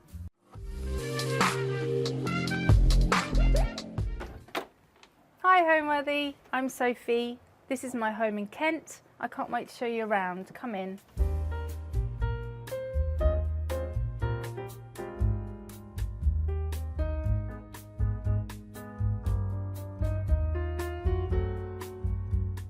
You're watching Homeworthy, where we believe every home has a story. Hi, I'm Sophie Rowell. I'm an interior designer. Today we're at my home in Folkestone, which is on the Kent coast. I live here with my son, Kid, and with Tippy. My home is a Grade 2 listed Georgian home, very tall and skinny. So it's set over 4 floors, lots of stairs. And when I bought it 7 years ago, it was a complete wreck. It needed a new roof. Every wall, floor and ceiling has either been replaced or restored. So it was a massive project. So we are on an area of the old town in Folkestone called the Bale, which is very pretty. All the houses are candy coloured and it's super quiet. But they were the old captain's cottages, because from every window you can see the sea. So we're above and we're looking down. So it's a really lovely little community up here. When we saw the house, it's funny, all the houses that I've ever bought, or apartments, and there's been a few, they've always been the only one I've ever seen. It was the only one we saw, and I'm very lucky that every time it's all just worked out. Welcome to the entrance of the house. It's very tall and skinny, so there's not much room here, but I just have this little bamboo table where we just throw our keys and stuff when we come in. This is my favourite paint colour ever. It's called Caddy by Paint and Paper Library. And I'm yet to use it in a project, which I'm dying to do because it's my favourite colour. So that wraps all the way up the house. And the lighting is from Pale Fire. These little lights, which is an incredible company here in the UK. Definitely check them out. And because we completely gutted the house, we at times went back to the original brickwork before we built back up the walls. So along the whole left side of the house, from top to bottom. I left it the original brickwork. So that's actually next door's right there. So yeah, you'll see as we go up the house, all this side is all brickwork, and then we plastered and painted everything on the other side. So I think what did put most people off this house, which was lucky for me, was it did need an enormous amount of work, and mainly the roof needed replacing, which is no small job. So I think it put a lot of other people off, where for me that was quite exciting. And then it was all the walls were what we have in the UK, it's called wood chip. So it's this very old-fashioned wallpaper that they'd probably put up in kind of the 60s and 70s, but you know when you take that off, it's all just going to crumble, which is exactly what happened. So it was a complete gut job, and it was me and two guys, and we worked very, very hard. And we blitzed it in a remarkable amount of time. We did it all in about 18 weeks. So as you can see, it's very narrow, and there was actually a door here into the kitchen space, what's now the kitchen, but we've opened that up so that you can kind of just swing round and enter the kitchen and this little seating area that I have. So this area actually used to be our dining space. So I had a big Swedish bench and a big table here for entertaining. But as I've lived here for longer and my sons got older, I decided I wanted another seating area in the house that I could come to and relax, which wasn't the sitting room, which my son often takes over. So I moved the dining table into the kitchen, which we'll get to, and then created this much more soft seating space.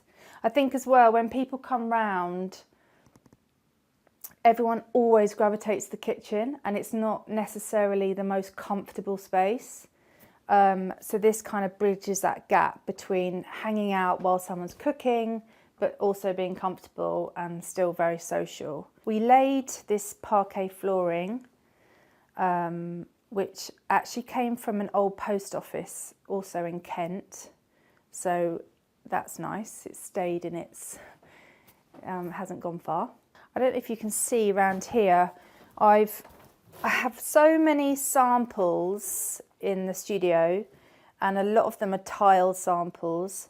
So I ended up tiling this hearth in all multicoloured Zellinge tiles, and they were just all leftovers from samples of colours that I've either used on a project or thought about using on a project, and then painted this lilac colour so it sits. You'll see how that speaks to the kitchen in a bit.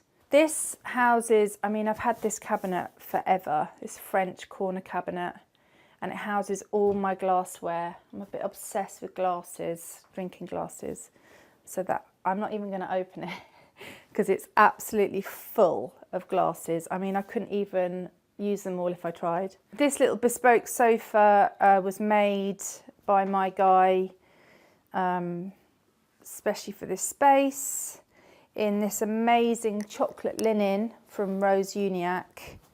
No one knows, but it's got little covered legs, which no one will ever see except me, but I know they're there. And then I've kind of used an array of fabrics, gingham on the windows and stripe in the cushions. And this old armchair was ready for the dump, but we brought that back to life. And this fabric, I found 3 pieces of it in an antique fair, and it was just enough by the skin of its teeth for the chair and the poof. And I love it. It's the right side of chintz. It's got amazing colours in it. There's the yellow that I'm always drawn to, and purple and blues and greens. And I don't know, I just think it just works. So yeah, Tippy's claimed that little poo for herself. So that's her little spot when she comes in. She's quite cute. And then the rugs, I always use these in my projects. I just love them. When they first arrive, they have this amazing smell, which unfortunately dissipates, but they're made by a lovely lady, Jess, who's also on the coast actually. She's a bit further down the coast. She's called Seagrass Story, and she makes them all to measure, and I absolutely love them. They're a neutral, but they add texture, and yeah, you just can't go wrong with them.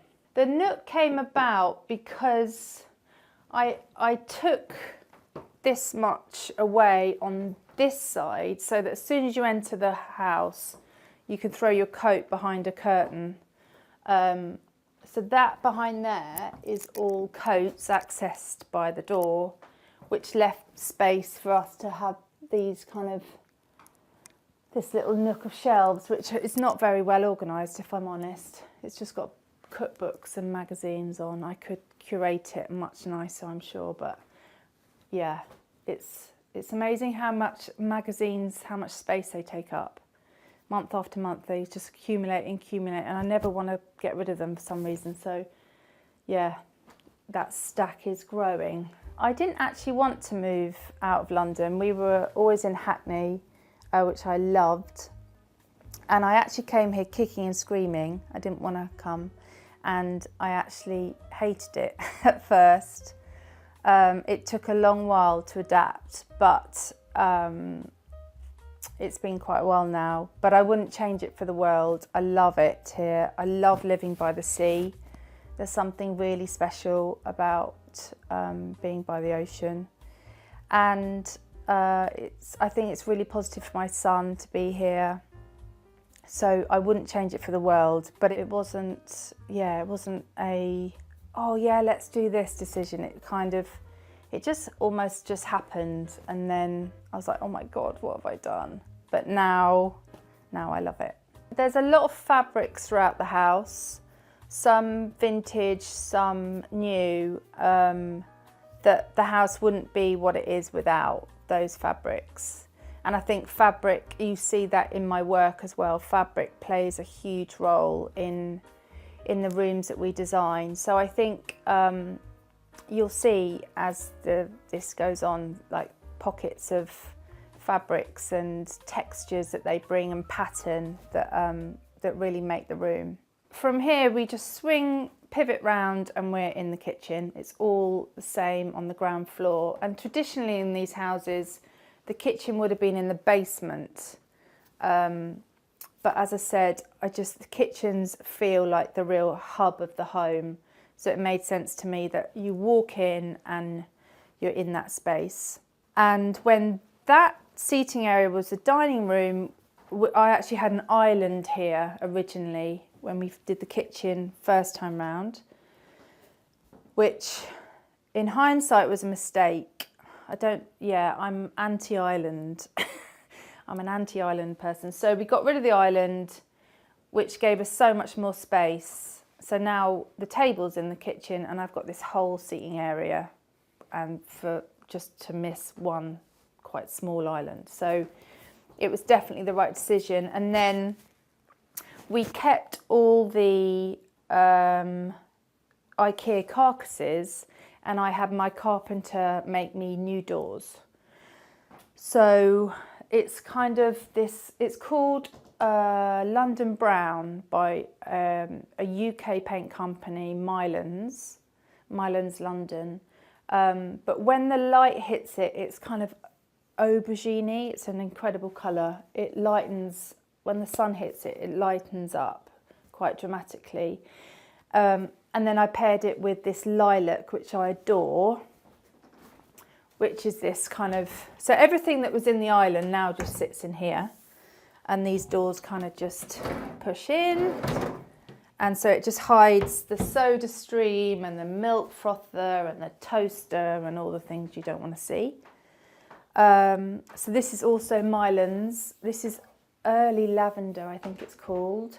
And the wall colour is Lots Road, which I really love because it's super creamy and it's like ice cream. It looks good enough to eat. I like the idea in spaces, same with bathrooms, and the same applies with kitchens, where you kind of address it like any other home. So it has to function, any other space in the home. So it has to function, but it can also, you know, you can have a lamp on the counter, you can hang artwork. You'll see in my bathroom I've done the same. So I think it just adds, it just makes it less, it makes it more cozy, I think. This plate on the wall is an artist that I love called Claudia Rankin. I love her work. And again, you'll keep seeing yellow everywhere. So there's something about yellow that I'm really, really drawn to. And this is my favourite. I think this is probably my favourite lighting in the house. And I actually sourced one for a client, and the dealer had two. So I bought one for myself. And I found these little rattan shades in America, which go perfectly. As part of the original IKEA kitchen, we just had a freestanding fridge here because it was perfect in this little alcove. So with my carpenter, I designed this cupboard to wrap around the original fridge, which I based off a Swedish armoire that I'd seen. These are Beata Herman handles, and yeah, I love it. I think it's really striking in the room, and it's nice. It connects the two spaces because obviously you wouldn't know it was a fridge. It doesn't even look like a kitchen cupboard, so it kind of connects the two spaces quite well, I think. And the colour, again, is just really special. So these shell lights, I also have them in my bathroom, and believe it or not, a friend found them in a French kind of brocante, and they were €3 each, which is remarkable. So yeah, we have two in the kitchen, and you'll see there's two in the bathroom as well. I love them. That was a gift actually from the artist, and she does this range of whatever it is, please. So she asked me what mine would be, and interestingly, I said to my partner, I said, oh, I've been very generously asked if I wanted a piece of her artwork, but I can't think of anything. And he said, what do you mean you can't think of anything? It's got to be eclairs, because I'm obsessed with eclairs and eat them far too often. As the renovation went on, because all the walls were replaced, they were then freshly plastered. So this pink colour was everywhere throughout the house at some point. And with plaster, there's kind of, as it's being done, it's very dark, and then as the days go on, it slowly dries and it turns into this beautiful colour. So when it came to this room, the builders thought I was mad, but I was like, let's not do anything to it, let's just seal the walls, because I enjoyed, because I saw it so much and every day, there was a part of me that didn't want to lose this feeling of the raw plaster. So in this room, we just sealed the walls and left it as it is. The vibe in here, it's very eclectic. Although the walls are clearly pink, it is a colour and a texture that kind of sits back in the room and lets everything else kind of come into its own. So there's pops of yellow in here, there's a lot of green, there's always stripes wherever we go. So I think it's a real mix of, any good room should evolve over time. So, you know, you see something and you add it, and over time the room kind of becomes its own kind of thing. On the next floor, we've got the sitting room and the bathroom. A lovely artist, Hattie Evis, came for the day, 2 days actually, and she painted this beautiful kind of trim which goes up to the next floor as well. It's really unusual to have a window that runs up through the floors, so I wanted to really highlight that. And because we're by the sea, she drew inspiration with seashells, and it's just a really lovely, unique touch to the house that I love. Okay, and then to the sitting room. So in here we kept the plastered walls, which, as I mentioned, my builder thought I was mad, and because it was an afterthought, it really does show all the marks and all the little mistakes, and it's not perfect, which is what I love about it. And this colour is super warming and enveloping and just very relaxing. So I tried to find a paint that would sit well with it on the woodwork, but none of them worked quite so well. So I actually made this colour up myself for all the woodwork, so that the whole room really just blends into one another. And it's interesting, this is the one room that I could quite easily redecorate, but the thought of losing the plaster every time I think, oh, I could wallpaper it, or oh, it could be blue, every time I think I'll never get the plaster back if we paint it or wallpaper it. So I never have. I don't think I will either. This sofa I had made. I actually had one made for a client, and it was so incredibly comfortable and delicious that I had my guy make me one. So here it is, and I love it because it shows the ins and outs of upholstery, which I just think is such an amazing craft. And because it's half exposed in areas and you see all the pins and all the stitching, it's a real celebration of that craft. And then I covered it in Robert Kime ticking, which is such a great fabric. Comes in 5 colourways, I think. And I actually use it a lot in projects because it's a great fabric.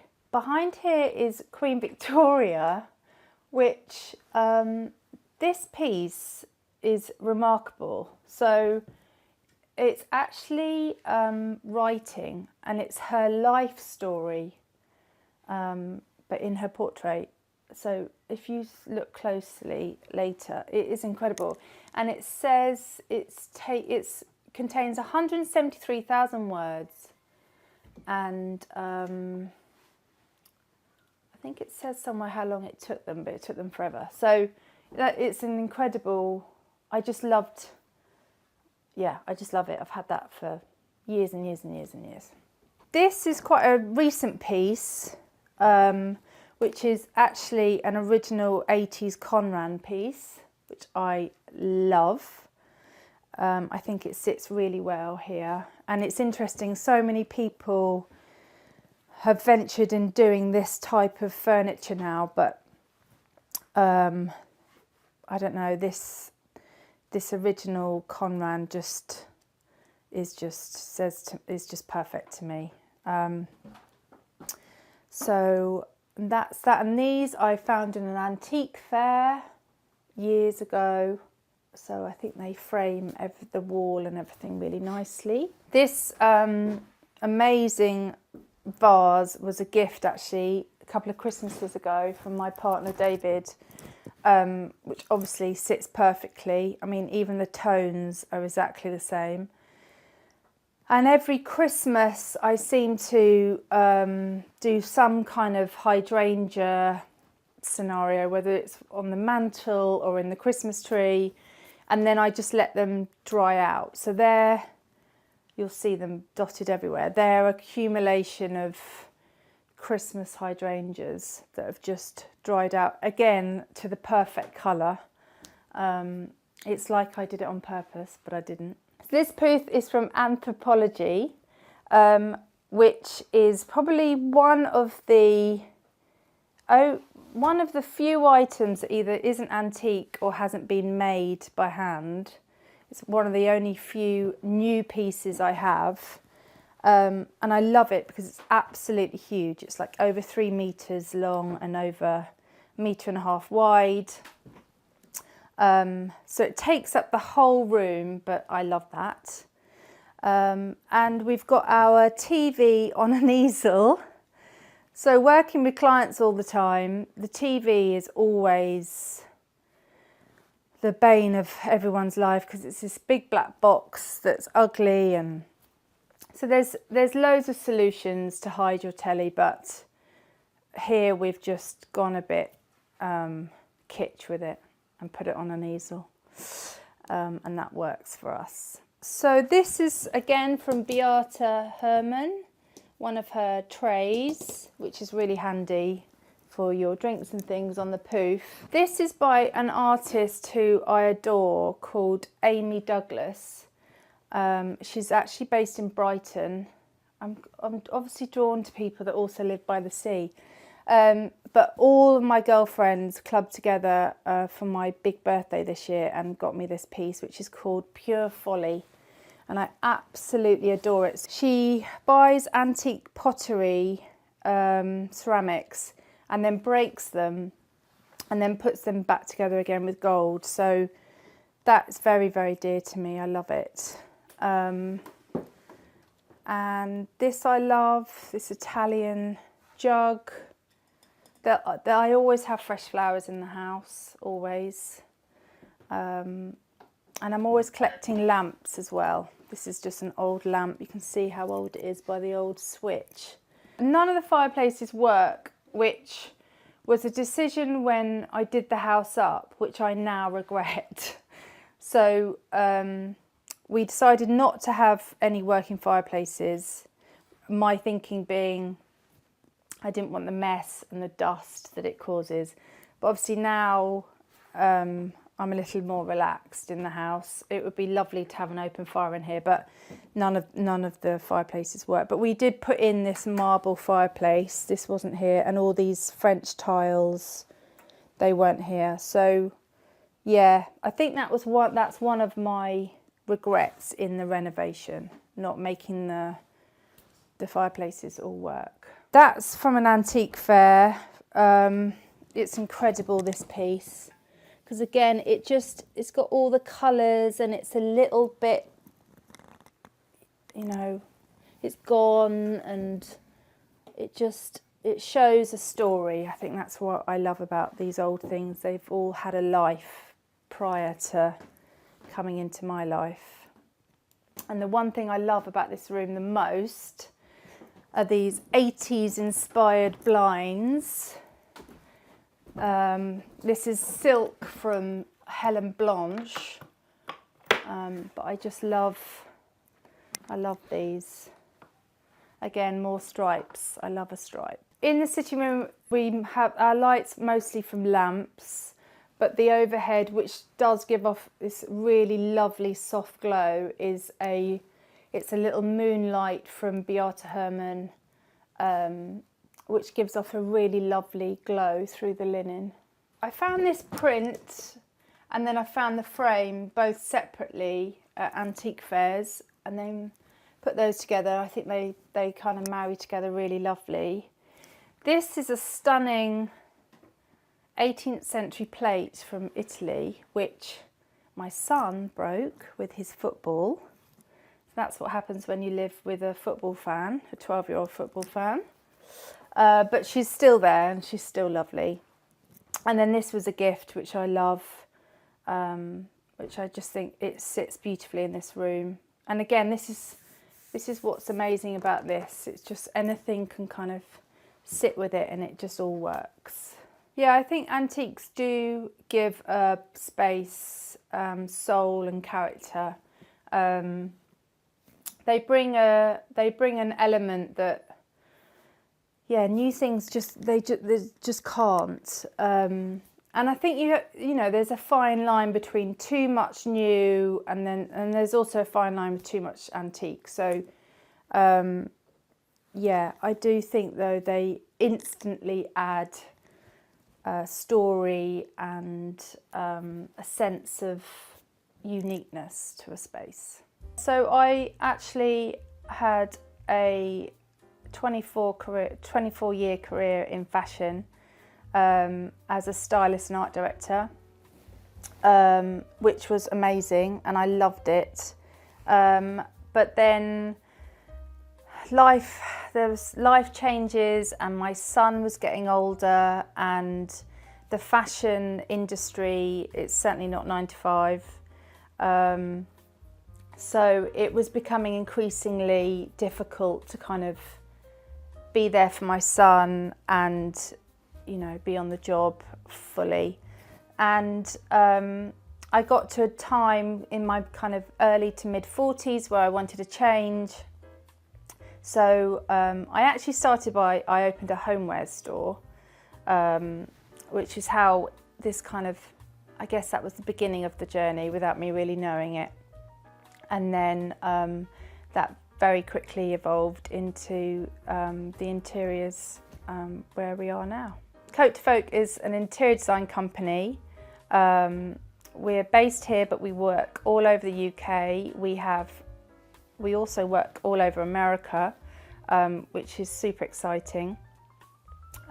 We've currently got projects in Massachusetts and Brooklyn and Pennsylvania. We have a very organic approach. It's a very collaborative process with the client, which I really enjoy, bringing them on a journey to find their perfect interior.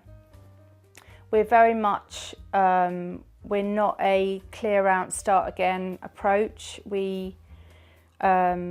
I love the idea of legacy, and if there's a grandpa's old armchair that can be saved and recovered, then we will. So yeah, it's about using the client's current items to build their perfect home. So also on this floor we have our main bathroom, so I'll show you that next. Here in the bathroom, you're welcome to come and see. We have the same lights as we had in the kitchen. We have a walk-in shower, and I always, again, talking about fabrics again, but I always use just normal fabrics and then put a plastic curtain on the inside. So you can use any fabric you want for your shower curtain. Little bath. Our little curtains. This actually was sourced from a nunnery in France, this fabric, which I just love because it's all been patched up over the years. So this is perfect storage for a bathroom. You can get everything in here out of sight. And then I keep all my towels in that old lady trolley basket, which is handy. And like the kitchen, I've hung art pieces on the wall, on the tiles, just to add softness and make this space not just a bathroom. So it's another space where you feel connected and relaxed. In this house, you can never have too much toilet paper. So my toilet paper is literally on a pedestal. So that mirror used to be above the fireplace, actually, in the sitting room. And then I found that 60s kind of convex one that you'll see in there. So I transported it into here, and yeah, I think it works. She's actually happier in here, I think. In America, you don't have as many rules as we do here with electrics and bathrooms. You're really lucky, you can do what you like. But I think I've just got away with this one. So yeah, I think a low hanging, again, lighting that's not necessarily bathroom lighting always helps to soften the space. And because it's hanging so low, it's really nice just to have that one on while you're having a bath, so it's much more relaxed rather than all of the lighting on. So if your legs can take it, we'll go up another floor, up to the 4th floor where my bedroom and my son's bedroom is. So this is the top of the house, and as you can see, as I mentioned, the brickwork is all the way up on that side of the house still. We've got my favourite paint colour on the walls and the ceiling. This French antique light, which gives off a lovely soft glow for the evening. My pirate man that I found. And as you can see, the window that kind of runs up the back of the house, which is really unique, and how the artist has just kind of finished off that artwork at the top. I just love it. So this chest is actually in the hallway, but this has my overflow of clothes, anything folded, and it's just a nice little spot to have all your trinkets and things. There's another one of these paintings downstairs, again Hungarian, which I had framed in antique frames, which again has those colours coming through. So this lamp is, I think this is like an old pot that someone has very cleverly converted into a lamp. These pots, I've got a couple of these pots that I picked up in Italy, and then that's me and my son a few years ago. And this pot I found in a really lovely town called Rye, which if you're in the UK you must visit. Yeah, it's just a place to make a nice little vignette to walk past every day. So straight on is the bedroom, my bedroom. So this is my room, and when I did the renovation, I took the ceiling away. Because we were putting a new roof on the house, it all had to come off anyway. So I decided to lose some loft storage area in order for my room to be opened up, which has made a huge difference to this room. If I look back at pictures of how it used to be, it felt much smaller and quite oppressive. And from the bed you get sea views out. So it's a really airy, lovely room. It's this room I've used Atelier Ellis paints, which is another UK company. Breathable paints, all natural. So this is warm white, they call this, and the floor is pottery blue, and my wardrobe is called, this brown is called Betty, and I think all of those are really nice together in this room. It's my sanctuary up here, so it's super calm, super relaxing, and it's probably my favourite room of the house. This is actually a really old bed from Loaf, a UK company, which I've had for years and years and years. So I've just changed the mattress over years, and then I've added this. This is antique fabric that I picked up in an antique fair. I just really loved the blue and I don't know if they're pineapples, but they look a bit like pineapples. And then this quilt, again, picked it up in an antique fair, but I love the pop of red in here. I think it's funny, a client nearly took this and then she decided not to, and I'm really glad she didn't, because I wouldn't part with it now.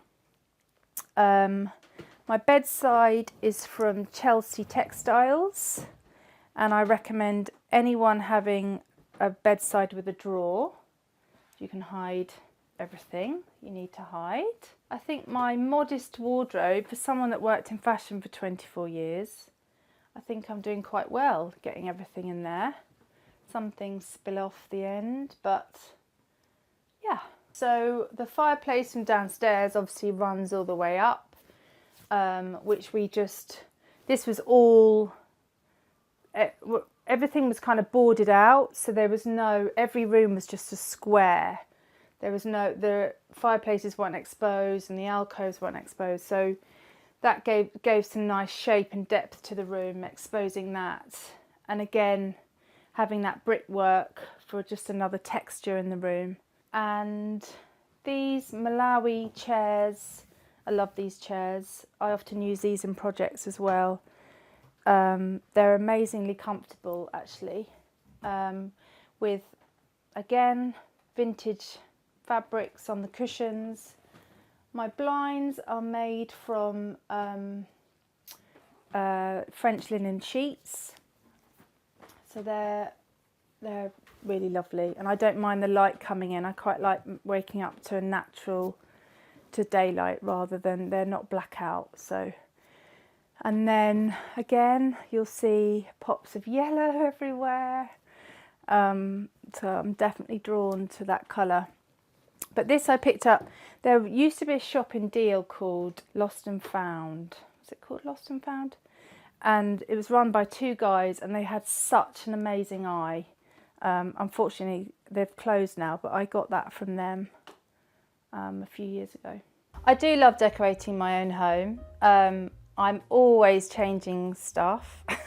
I'm always moving things. So everything, and I think this comes through my work as well, I don't like permanency. So everything, although it has its place, it could also always have another place, and it can always move. So I do like decorating my own home. The only thing I would say is I find it much harder to make decisions. I'm super decisive at work and when I'm working with clients, but for myself, it takes a lot longer for me to get to the decision. For some reason, it's very annoying. I think everyone has their sense of their own style. I think as you get older, it's much easier to kind of lean into that. But everyone will have their favourite designer or their favourite kind of look, whether that's, you know, the person that only wears black or only wears white. I think it's just a confidence thing, and that just grows over time. And just leaning into what you love, and I guess not really caring what anyone else thinks. That's the key.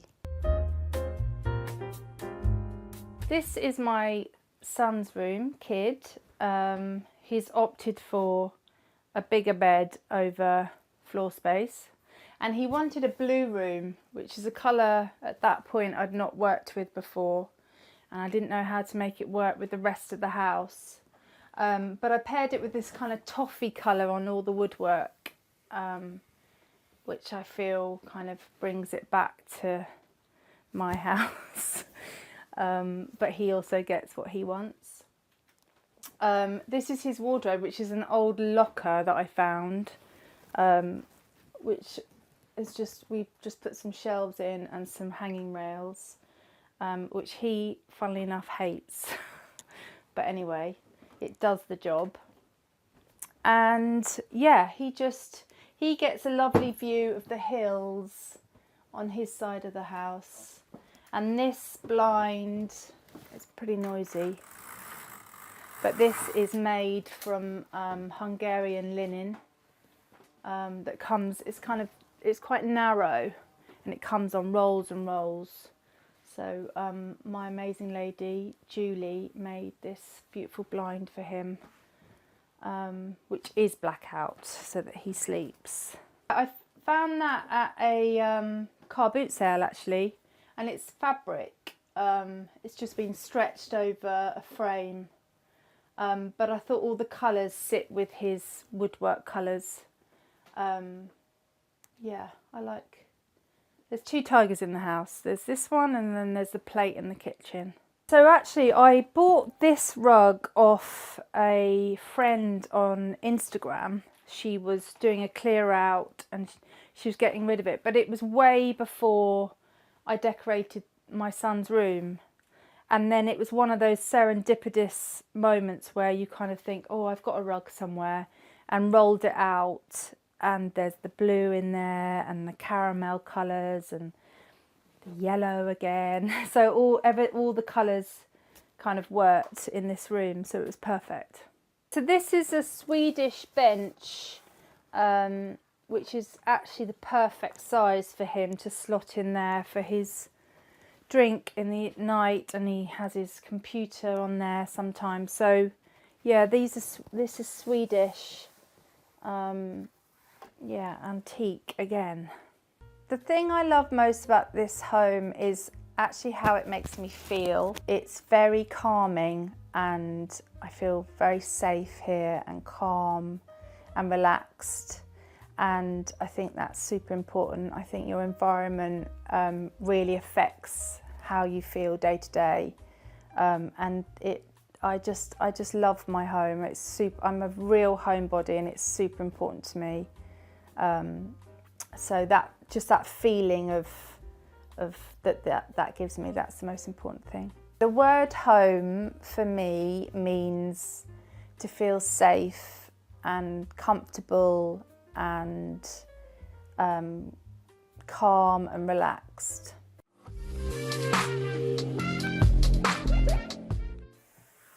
Hi Homeworthy, I'm Natalie. Welcome to my home in West London. Come on in.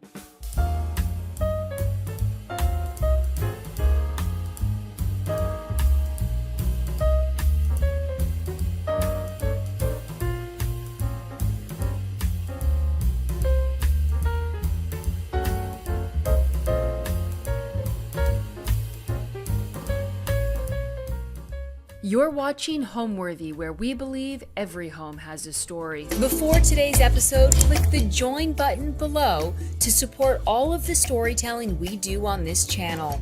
Our growing community of members help to directly fund more videos so we can capture these extraordinary homes from around the world. So join today to receive early and exclusive access to new Homeworthy videos. Hi, I'm Natalie Tredget. I'm an interior designer, and you are in my home in West London.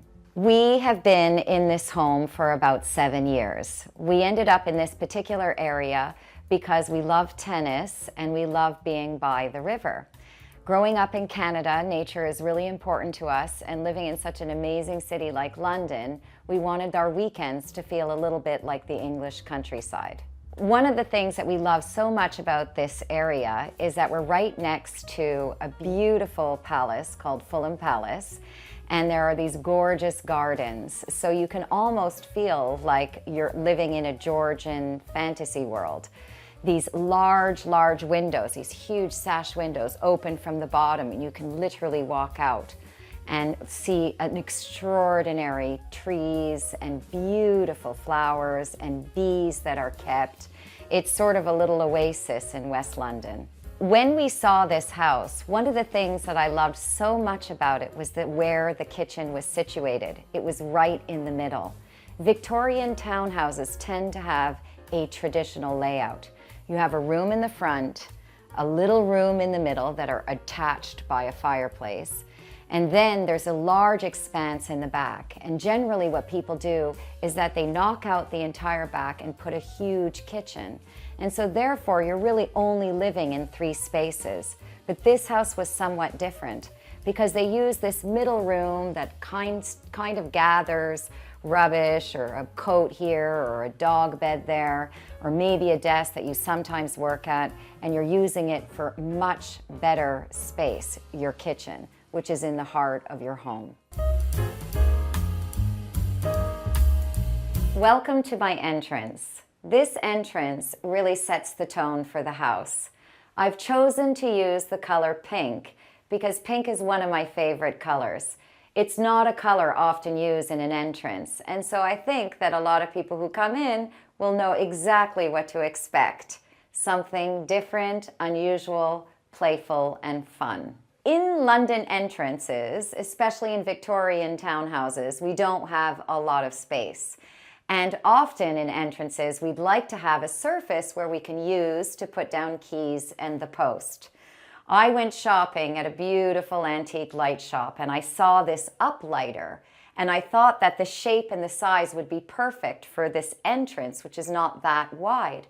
But what's so special about it is that it is a light and works as a night light for those who come in a little bit later and want to have a soft light as they come in. I love to play with antiques, with original moldings, with original architecture, but I like to twist them a little bit, try and think about them in a more contemporary way. In this entrance, because I wanted to set the tone of fun, I used a traditional Victorian cornice. It's called flower and post. And what it does is that it's a beautiful sort of ornate cornice, and at every little region you put a flower and then a post. And I learned from my wonderful Nicholas Haslam, who I used to work for, this fun little trick where you take a tennis ball, you cut it in half, you fill it with plaster, and you position it in the same place that you would put a flower and a post. And what it does is that it brings a contemporary twist and a playfulness in the entrance, but keeps its Victoriana. And then with the chandelier, I wanted to bring a lot more of those particular shapes, which is why I went with a vintage 1960s light fixture. I like mixing old and new because the tension between the two brings a lot of interest. It's fun, it's playful, and I love circular shapes. Traditionally in Victorian townhouses, they tend to have a long corridor. And what I did is I added these tiny little walls, which I refer to as nib walls, because I wanted to decorate this area very differently than this area. And with this particular nib wall, because it creates a little return, it allows you to create this space and paint it one color, because on the opposite side, you have a different color. So it shortens a very long space, and then it allows you to play with color and decoration and create a zone to know that this is the entrance and this is the corridor leading to the house. Here on the right, I wanted also to use a really beautiful rug up the stairs. This gets a lot of traffic in most houses, this particular stretch. So doing something busy is practical. And what I did is that I sourced a beautiful Swedish vintage rug in France, and I cut it in half and laid it on my stairs. I love the pattern, I love the color. The busyness is just enough to hide all those dirty paws, dirty feet, and constant traffic. And it also brings a visual interest to the space as you walk in, because it tends to be quite structural, almost like a sculpture, that I didn't want to ignore. So now we're gonna go to the left and into our family room. Now we're in our family room. This is the first room off the entrance. It tends to be almost a waiting room during the day. We come in, we dump our things, our shopping comes here, the coats slung over the furniture. But at night, this is where this room comes alive. It is at the front of the house, which is north facing. I decided to paint it this beautiful dark teal hue because I wanted to feel cozy at night. The fireplace comes on, and we tend to enjoy spending the evening in here. But during the day, it acts as a busy zone for waiting, grabbing, and going. Above the fireplace is a beautiful piece of work from one of my favorite artists and dear friends, Selena Beaudry. These are paper piles. She creates these beautiful compositions where she paints several pieces of paper, and then she lays the colors by building these paper piles, and she's elevated it by putting it in a Perspex box. I love the fact that this particular piece complements my walls. Often with art, it's tempting to paint your walls white because you want your artwork to stand out. But sometimes it's great to consider a darker color because it makes the art more elevated. So we use the fireplace at night, and we love it in the winter because it adds a lot of warmth to the particular space. We sit here and have a nightcap after a dinner party, or the two of us, my husband and I, and sometimes with the kids, we hang out here. It's not a big space. It's a place where literally you can put your feet up on the coffee table because it's a soft piece of fabric. And we love just hanging out and chatting and just taking a deep breath after a long day. The fact that the ceiling is painted the same color as the walls allows some drama into the room. I think that it lowers the ceiling ever so slightly, which sometimes we don't want to do, but in a night cozy room, we definitely want to. And we love to close the doors to the kitchen. These are the only 2 doors we have in the entire house. And it just shuts the entire house down, and we just remain here in a little cozy nook. So these chest of drawers hide a lot of sins. We fill it with papers, extra pencils for my children's school run. We fill them with candles and a few other fancy plates and things that don't fit in the cupboards. But I think that they anchor the fireplace beautifully. They're vintage, they're from the 60s, and they've been recently ebonized to give it a bit of a glossy look. It matches the walls because I've given a very glossy, lacquered look to the walls. I wanted this room to shine a little bit because it is slightly dark, but we love it because during the day you don't get the same feeling as you do at night. The lamps were found at an antique shop here in London. They were original vases from India, and I've elevated them by dressing them with a black base and these quite dramatic shades. There are certain rules about shades that they shouldn't be bigger than 2.5 times the width or 2.5 times the size of a lamp base. But I sometimes like to play a little bit with the size of the shades. I think lamps are sculptural. I think they should be treated as such. They are like jewelry to the room. And they're so incredibly additive. And yellow is one of my favorite colors, this particular tone. And as I stare at them, I get to know them more and more over time. There's such beautiful detail. And this space here could be this little space for the base, to me, is very, very modern. And I'd like to find a way to use those shapes and replicate that in other ways. When my husband and I were first married, it was traditional for couples to develop a registry and get all sorts of plates and glasses and silverware, which we did, and I love them very much. But one of the things I really wanted were these beautiful green chargers from Richard Janori.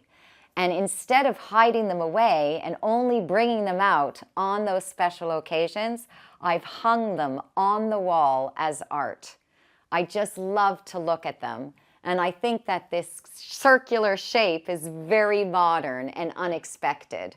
So these chairs are 1980 Milo Bond chairs. They're from the US, but I bought them here in London from a dealer. I love the way that they swivel. It's incredibly practical to have tidy little chairs, and because of their shape, their rounded back, they're incredibly comfortable. I wanted to upholster them in a pattern because I think that the room is quite sobering in terms of its texture, and pattern allows you to bring in that extra texture. And this one in particular has a touch of yellow in that highlights the piece of work above the fireplace and the lamps. So I wanted to bring in something quite subtle, but just highlight it ever so slightly with the accent color yellow. If you look at the rug is originally from Pakistan. It uses this beautiful wool. It has a very Moroccan feel for it. But what drew me to this particular carpet, this rug, was the beautiful tones and the shades. I think some of this is completely unexpected. Color patterns that I wouldn't naturally pick, but this is exactly what I wanted. Because with all this shiny smoothness that exists everywhere, you need to create some contrast. And so I did so with this textural rug, but the textural rug in tone is similar.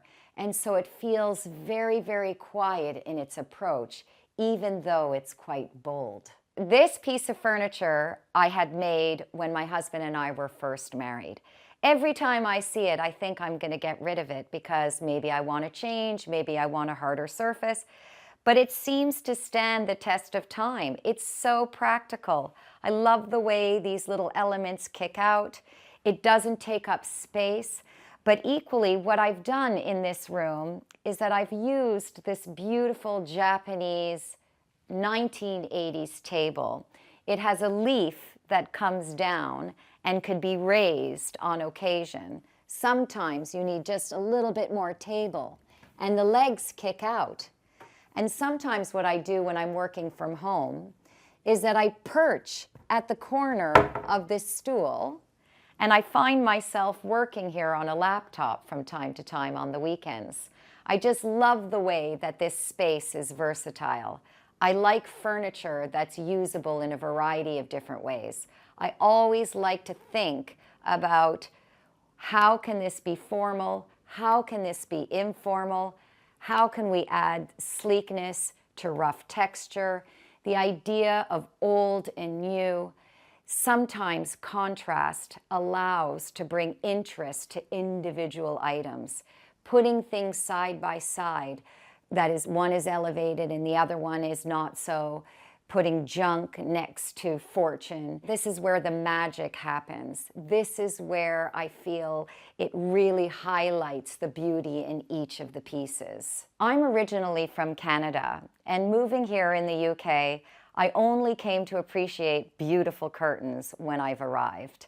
They have a way of really making a room feel like cotton balls. It just warms the soul to have beautiful curtains in a window. These curtains, I love the fabric. It's by Christopher Farr. It has a very relaxed feel to them. And I love the way that you contrast a shiny surface with something that's a little bit rougher. And I feel that the fabric in these curtains do exactly that.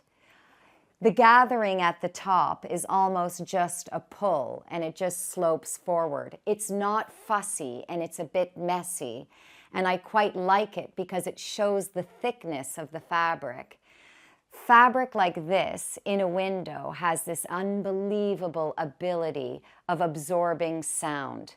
It adds so much to a room. You feel so warm and comfortable when a window is properly dressed. This window is facing the street side of the property, so people come in through the entrance. And I love these sunshades. They're from Tatiana Tafour. It is an abaca, which is a banana leaf, and it's incredibly sustainable. But the magic of this, apart from being beautiful, is that it allows a lot of light into the property.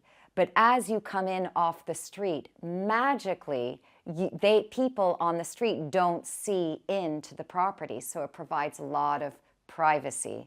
And I think that these are the most magical blinds in a window. These frames on the wall, this art piece was the very first piece of art that I bought with my husband. We were traveling in the Middle East, and we went to the beautiful city of Damascus, which is the oldest continuously inhabited city in the world. One evening on these narrow little streets, there was a gentleman just selling art. And I just approached him and asked him questions because I thought that these shapes are rather peculiar. But the shapes are actually of the women of Syria. And if you go in closer, you can see that some of them are looking at you with one eye, two eyes. Some of them are not looking at you. But they're very contemporary and slightly naive. And I love the notion of these. You know, they're very powerful, and they bring back a lot of wonderful memories with my husband in the early stages of our marriage.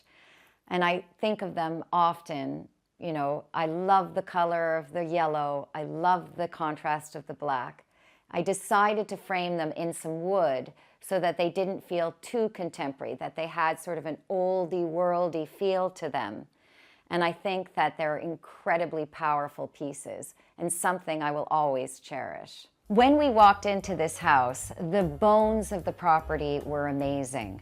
However, it had had a lot of time to collect dust. We had to redo all the plumbing and the lighting.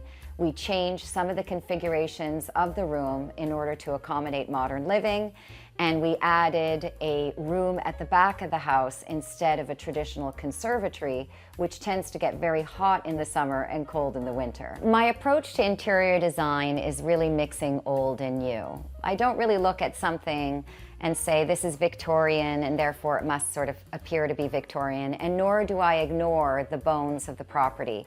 I think context is really important.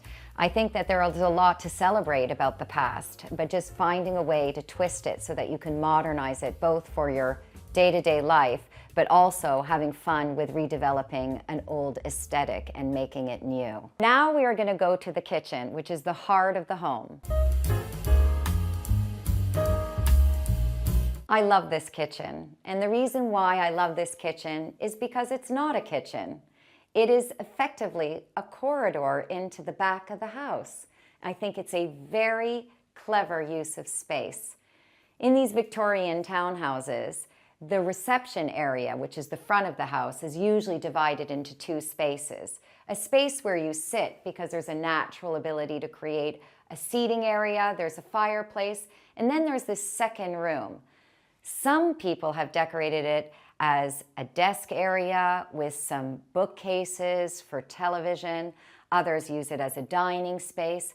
But for some reason, the second half of the front reception room, in my opinion, is not as well used for square footage, which is why I love the fact that the kitchen is here. When you think of kitchens, we often think of very, very large spaces with an island. But if a restaurant can serve 250 tables a night in a galley space, why can't we in our own homes? In London, in these beautiful Victorian houses, we are gifted with very high ceilings. When you think of kitchen design, the height at which we stop our kitchen units tend to be much lower than the ceilings. But what I love so much about this is that you can use the top part of the kitchen cabinets for plates and glasses that you only use on the occasion. When I designed this kitchen, I specifically designed it as a corridor. It just happens to be a kitchen, which is why I've put a runner in the center.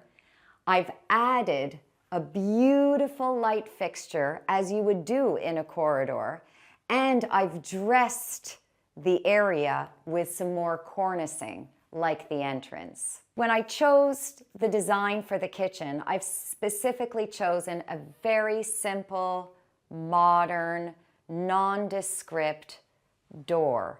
The reason for that is I wanted it to feel like a hallway. I didn't really want to draw any attention to any detail. The stone is also something very, very simple because I just wanted it to blend. But the real asset of this kitchen is the runner, the light fixture, and the cornicing. I wanted to draw attention to the ceiling, and I have worked with this beautiful, wonderful specialist painter called the Finish Effect. They created this beautiful textured finish, and the color is a rhubarb which matches and highlights the rug underneath. We cook a lot in this kitchen. I know there's not a lot of counter space, but we use every square inch of it. Every cupboard is filled with utensils, food, plates, serving, pots and pans. And we cook in here galore. We bake, we make, we cook, we entertain.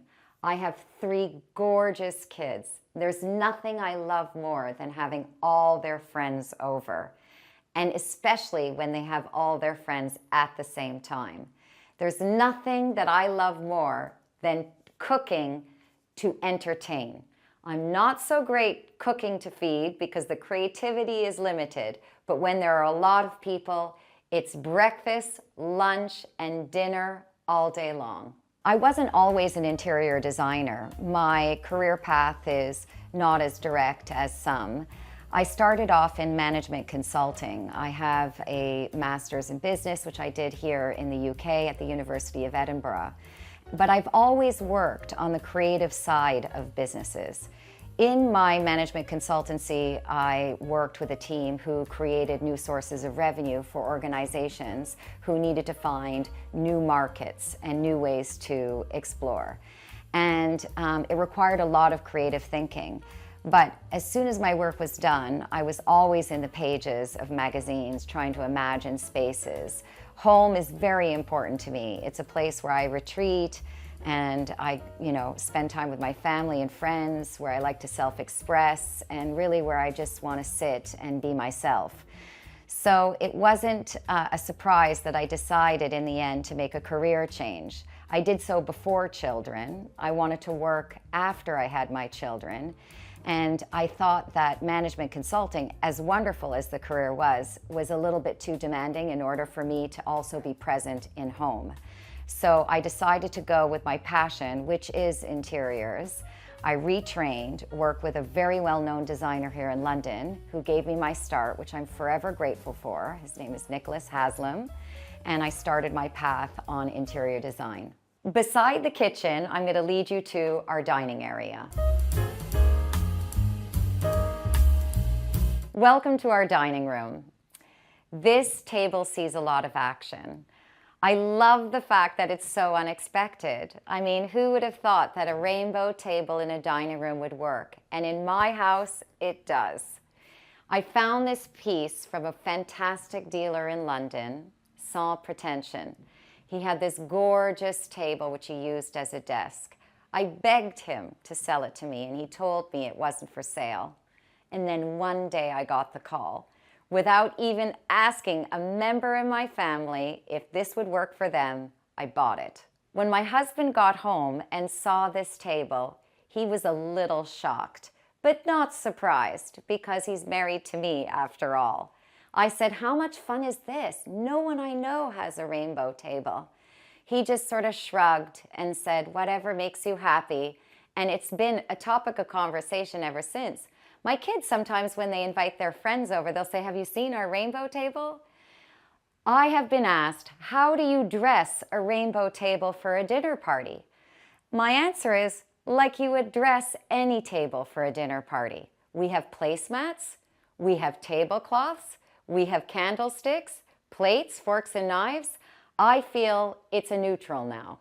When I dress the table, I do add color because my placemats have color. I sometimes also love using those beautiful rattan placemats.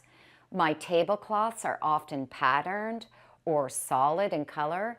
I always have dressed my table with a lot of color. So the fact that the rainbow table is filled with color doesn't really detract, because I love the colors that are here, and all the colors that I use tend to blend together, because again, it goes back to the idea of designing a home with a large color palette in mind. So when you bring in the items with the colors that you love, they all work together. When bringing in this rainbow table, there came the question of the chairs. Now, usually with a table that's slightly more solid, you may want to go a bit more wild with the chairs. But the opposite is true here. We really wanted something quite sobering because the table was the main event. So we chose these beautiful chairs. They're from West Elm, and they came with a white upholstery, which I don't often use a lot of white fabric, but I thought that they were perfect. The height also gives a very calming effect to the pattern and the radiancy of the table. I love this chandelier. It is a beautiful piece of art. The woman who made this is a wonderful lighting sculpture designer by the name of Margit Wittig. She made this beautiful piece for me for the size of table that I have, and the pearls for each of these areas were specifically colored and designed to highlight the table and to work with the artwork in this space. There's not a lot of space here. It's specifically and only for dining. So we were able to use as much structural space in the skylight and the different colors to bring it all together. This piece of work was painted by a friend and artist, Laurie O'Brien. Every year I get together with my school girlfriends. There are about 12 of us, and we go on a weekend adventure. One year we found ourselves in Los Angeles and we were invited to this very bougie place in Beverly Hills. There were a lot of photos taken. I then, when I got home, learned that my friend Lori was doing these painting series that she found on Instagram, the study of people spending time together. She had chosen one of the photographs of our girls' weekend in Los Angeles. And she happened to pick this picture. It's myself and two of my best friends. So it's really serendipitous because she didn't know it was me because I was slightly unrecognizable in the photo. I ask you, which one do you think I am? I'm the one in the yellow skirt. So many people, including my mother, thought I was the one in the red trousers, but I'm not. This is my best friend Charla and my other best friend Kath. This is a beautiful work that I love very much.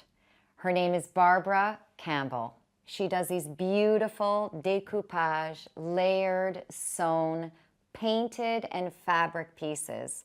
They're very architectural, structural, and a beautiful study on color. This brings me so much joy. The various different shades of some of my favorite colors. When I eat dinner, I'm on the opposite side and I look at this quite often. I enjoy getting to know it better and better with every time I look at it. I love to entertain. I love to cook for friends. I'm not really great on the day-to-day, but to entertain, I love it. I like having a lot of people over. I like participating in parties. The things that I make tend to be quite easy. I serve family style, right in the center of the table. Everybody can help themselves. It's quite relaxed. We often start at the beginning of the evening, sitting down, cocktails, hors d'oeuvres, snacks, and then straight to the table. I don't make a fuss. I ask everyone to be casual. I just love the idea of just spending time together and getting to know people. It's really the greatest joy and one of the most wonderful things to get to know friends, take the time, and have conversations that you don't often get to do any longer. Who talks on the phone? Everybody's forever texting. So this is really a place where we get to know our friends. So I'm going to lead you to this zone, which I call the non-committal sofa.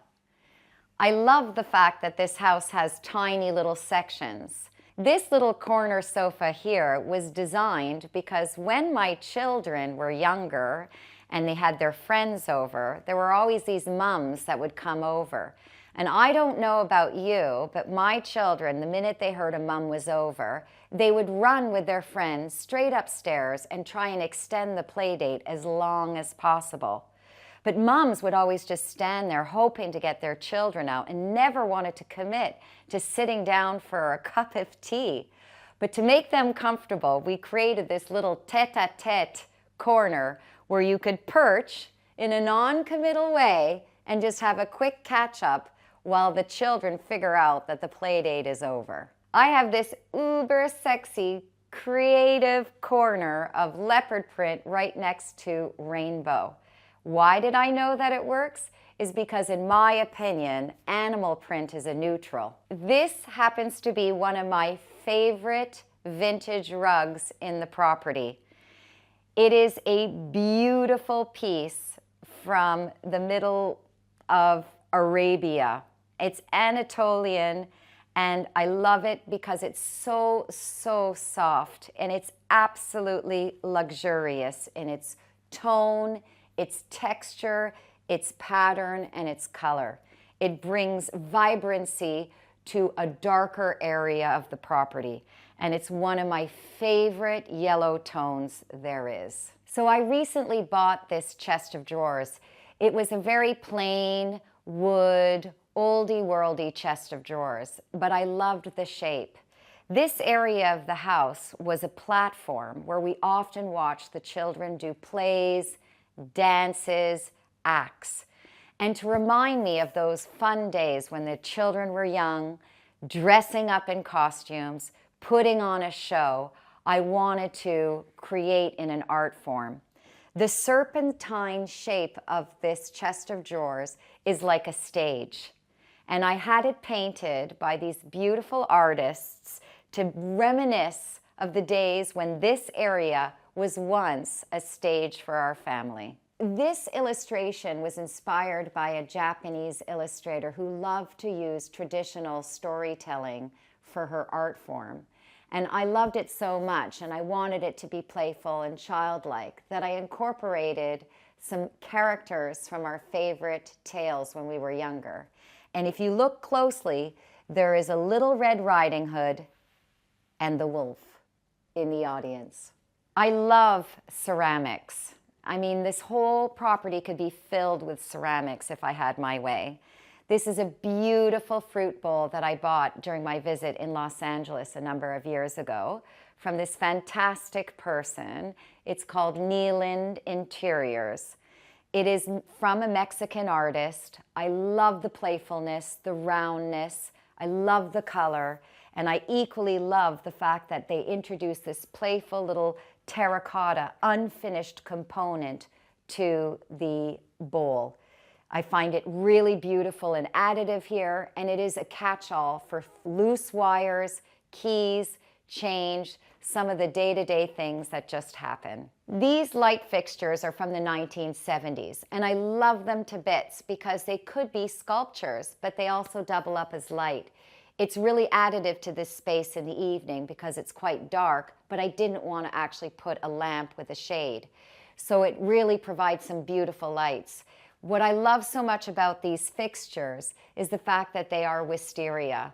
The spring in England is absolutely beautiful. There is a bloom every month of the year, and wisteria to me is synonymous with England. It is a beautiful purple tone, and it is really, really joyful, and I love the structure of these light fixtures. Next, I'm going to take you to our living room. So this is the main living room of the house. We spend a lot of time here, day and night. We have this huge long sofa that I've designed. It's called Envelop. I love the length of it. Two people can lie down and not even disturb one another. The height of the arms are not particularly high because I wanted them to feel like a cushion as if you were in the bed. It is really designed for lounging. We could put the entire family on the sofa, including our gorgeous dog Lola and our cat Toby. This chair here is another chair from my furniture collection. It's called Transported. It has to be the most fantastically comfortable chair in this entire house. Again, the height of it is quite low, and the curvature at the back makes you feel very, very cozy. There is a beautiful traditional shape at the top. This idea of transported is because it is a very oldie-worldy chair, which I think is fantastic in contemporary spaces. Specifically upholstered it in a beautiful fabric, a chintz by Pierre Frey, and I added a contemporary spin by using a really, really taut, sort of solid color purple with a beautiful antique border by Pink House by Rebecca Cole. Next to the chair are my tables. They're called Let the Light In. Again, they have a very modern feel and a very shiny feel. And I love the contradiction between an old and a new piece. It is incredibly convenient because you can easily put a glass down. You can move it around from place to place. You can use it as an extra chair for the occasional extra guest at the dining table. They can be used indoor and outdoor. These tiny little chairs are called Perfectly Small. These are designed specifically to be like a stool, but more comfortable. They again have this round curvature back. I love them because often in these Victorian houses or these London houses, we don't have a lot of width to our rooms, but we ask them to do a lot. So these chairs could easily be turned around so that if we have a lot of people over and we feel like watching television, everybody can have a seat and be very comfortable. But equally, they can be turned facing the crowd and we can have a fantastic conversation. I love this rug. It was the first rug I've ever designed, and I love it very much because I find it to be traditional and modern at the same time. It's called Infinite Lines. It is inspired by these beautiful tiled floors that we find in Europe. I love the idea of playing with faux finishes. The idea that a rug could mimic a tile with the grout lines is particularly exciting to me. I like the way that you can play with various different textures and patterns in different ways. This is a beautiful painting by my wonderful friend and wonderful artist, Selena Baudry. This was probably the most serious and the biggest piece of work my husband and I have ever purchased. I love it very much. It actually came at the same time as I was pulling this room together. Just by accident. I just love the way that the colors dance, and it reminds me of a burst of spring, which again in this country is one of the most beautiful seasons. It looks beautiful during the day, it looks beautiful at night.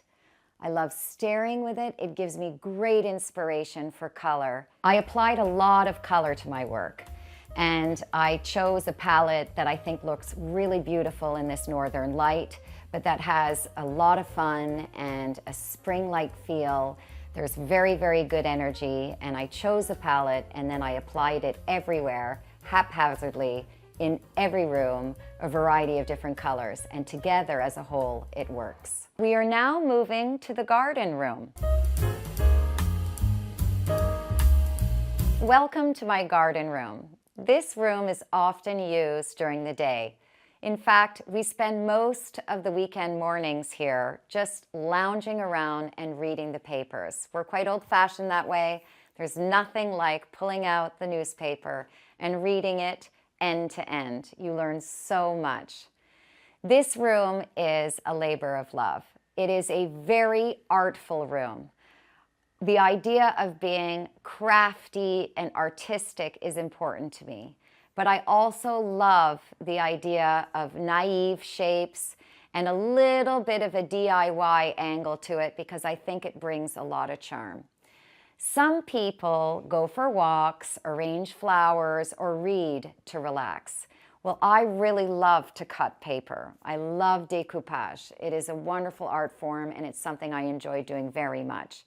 These shapes are really an extension of that.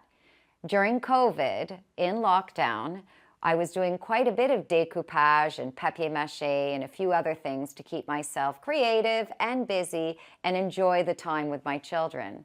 I actually cut all of these shapes myself.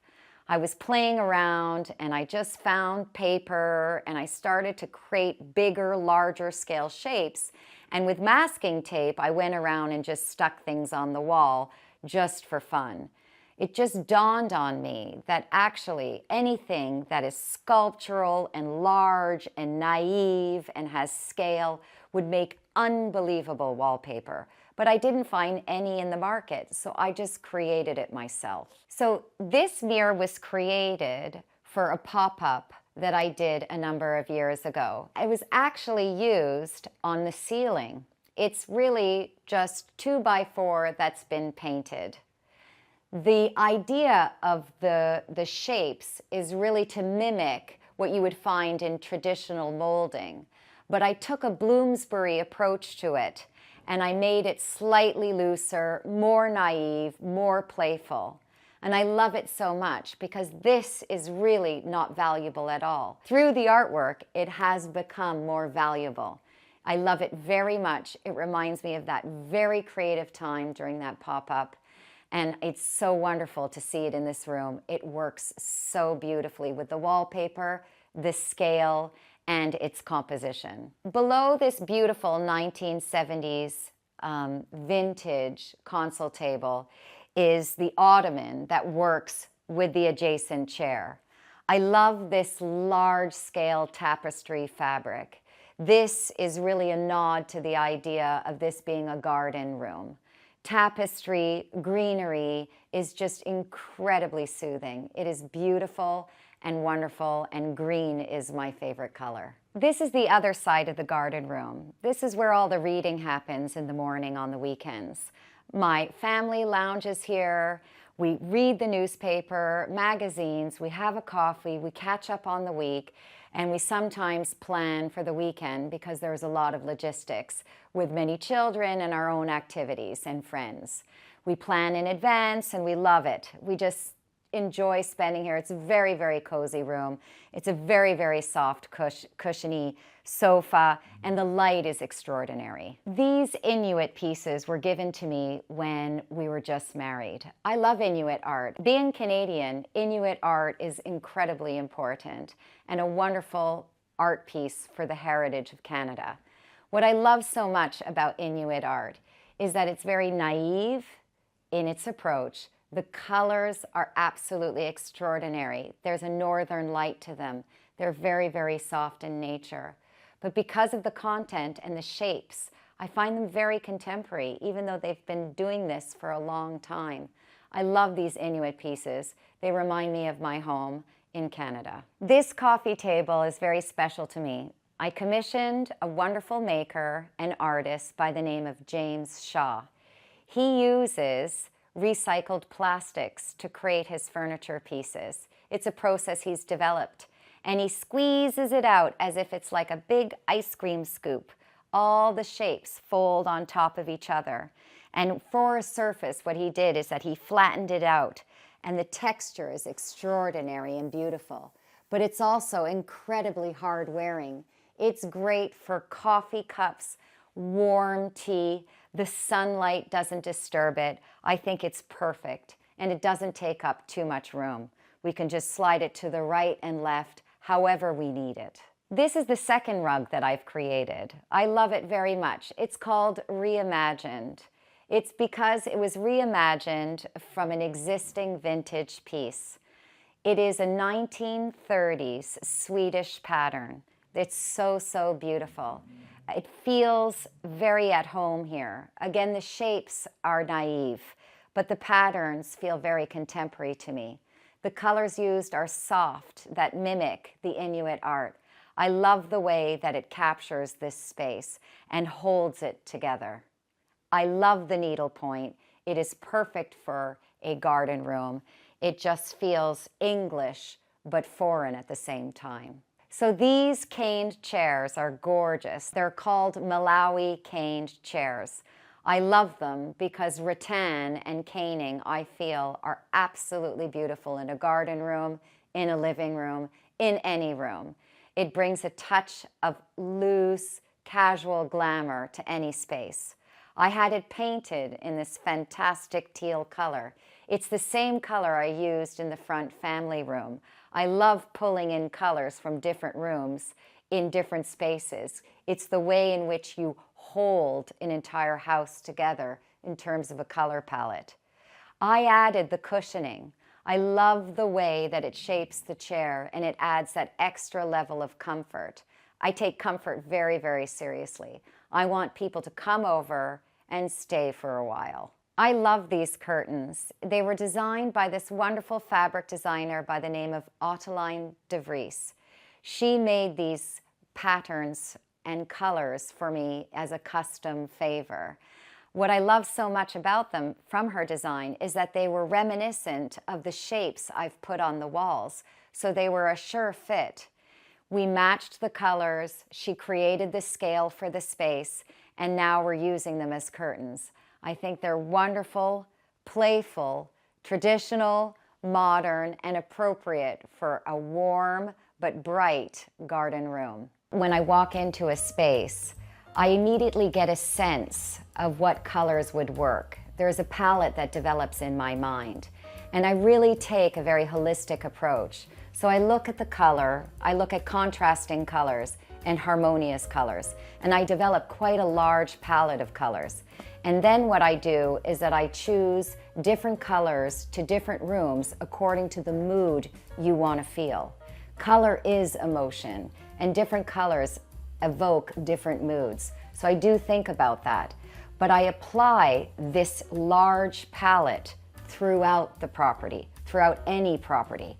I don't just say one's a pink room, one's a red room, one's a blue room and hope that they all stick together. It's a way for you to be able to confidently know that if you choose to take a monochromatic view on one room, it will work with the bottom room that you've taken a more colorful approach. It's a way for the whole house to fit together and that all the colors intermingle. And it allows you to add contrasting colors or harmonious colors in different rooms, and it will work together. And now I'd like to take you upstairs to our bedroom. Before we go into the bedroom, I'd love to stop and talk about these amazing, neat people. They are created by this wonderful artist in France by the name of Nathalie Lété. She did this wonderful installation of these dolls where she created as if it was a butcher, and she hung all these beautiful dolls because they are actually pieces of meat. And I love it, especially Mr. T-Bone Steak. You can kind of see his name is written here. Because my nephew, who I love dearly, I have several nephews and nieces, his nickname is T-Bone. So I initially thought, oh, maybe I'll buy this as a gift for my sister. But I really didn't want to give it away. I love it so much. I kept it for myself.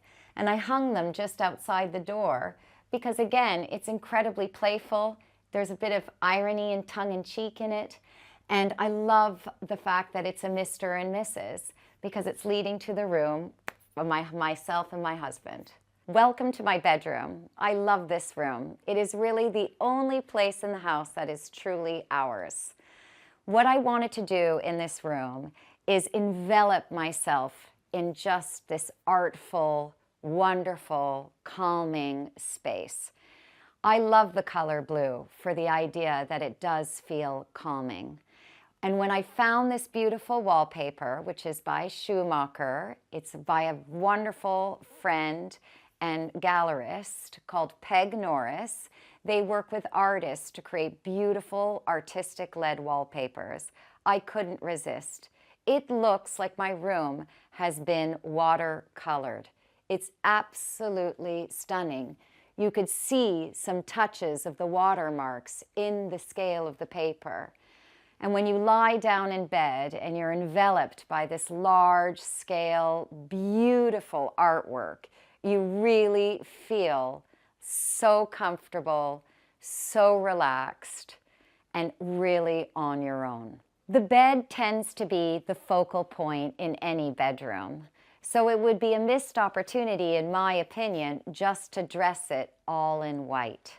I like to pull colors from the walls into the bed and play with the textures. Because the wallpaper is large in scale, it allowed me to choose tighter, more interesting, more textural fabrics for the bed. I've chosen to dress this bed this way to play on these textures. You have a bit of iCat pattern for the top cushions, a woolly, cozy central cushion, and I use this beautiful vintage scarf to cover these accent cushions to pull the tones and the details from the colors of the wallpaper. Lastly, for the bed, I have this beautiful antique cloth that I found in Morocco, and I use it to cover because the touch of detail is exquisite. The headboard was custom made.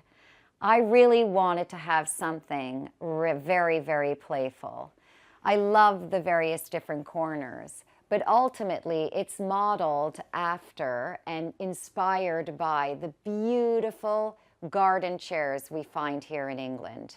This is a shape that you see time to time in these beautiful historical homes in the garden, and I just love it so much. It has a contemporary bent to a traditional idea. These beautiful lamps were a gift from my mother. She asked me what I wanted for a housewarming gift, and it really was the easiest decision. These lamps are beautiful and are made by my former boss, my former employer, Nicky Haslam. He found these magnificent Picasso-esque vases, which he created a mold for, and from which these lamps were crafted. The rug here is vintage. I bought it here in London from a wonderful dealer called Emily's House, and it is Moroccan. I love this soft, peachy tone. It is pinky in nature, but adds, again, this idea of serenity and comfort. And it's rather appropriate in a bedroom to look at these textural, woolly patterns. Because, you know, the idea is to walk around bare feet, super casual, and really feel like you're treating yourself. This artwork is by an amazing artist by the name of Daniel Hernandez. I love it so much. They're portraits of my children. I always knew I'd love to have portraits of my children, but wondered what it would be. Some of the traditional portraits, albeit beautiful, it was not something that I really wanted. I wanted something more artistic. And when I learned about this artist, he does stitched portraitures. He came over one day, took a photo of my children, and then stitched them to these fabrics. The detailing is extraordinary. He even created these beautiful shapes, the smocking of my daughter's dress, the stitching of my son's checkered shirt. He even incorporated the stitching detail of the fabric used on the chairs that they were sitting. They are a treasure to me. I love lying in bed and looking at these pieces of work. After all, they are my greatest joy and my greatest pride ever to have these 3 beautiful children that give me so much happiness and love. Now let me take you to our bathroom. In our master bathroom, I wanted to continue the theme of serenity. I used the various different tones from the wallpaper to pull out the blues that I love.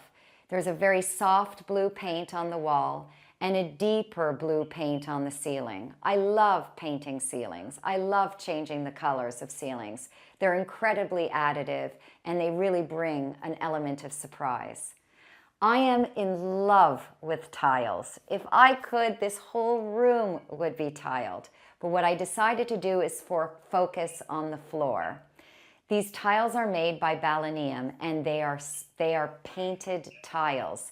They're very artistic. You can even see the brush strokes in them. I love this texture and pattern. It reminded me of my time in Japan. I really was inspired by the Katsura Palace. The use of the check in Japanese culture is extraordinary and really well suited in a tile form. I wanted to replicate those patterns and bring that artistic feel even in the bathroom. These blueprints was the first interior gift I ever received. It was a gift from my mother. In the early 90s, I was a Martha Stewart diehard fan. She had such beautiful ideas. She offered these blueprints of ferns in her magazine. It was sort of a buy 6 of these and so on. And my mother thought that that would be a really great gift for me. So I received them one Christmas and she had them framed. They have followed me ever since. They have been in my main room, in a side room, and now they reside in the bathroom. I love the way that they draw you into this space. The memory is very, very dear to me because they were given by my mother, but equally, it was also the first real inspiring person in interiors to me, Martha Stewart. She is the best, a badass. I love her. I love bathrooms that feel more like a room than a traditional bathroom. I think it's very warming and it's residential. One of the things that I like to do with vanities is sort of treat them like they're furniture. There's nothing better than finding a piece and then refurbishing it for a bathroom. In our case, because I wanted to hide some medicine cabinets and increase the mirror space for us, I created the doors as if they were facades of antique chest of drawers that open up to this cavernous space to hide towels and extra soap, the things that we all need. And equally, one of the fun things to do in a residential setting to make it feel more residential is to actually hang mirror on mirror. These were found pieces at a flea market. They were matching, and I just hung them on the mirror just to frame the area and give a little bit more of a decorative interest. The thing that I love the most about my home is the fact that it is open concept, but it has zones.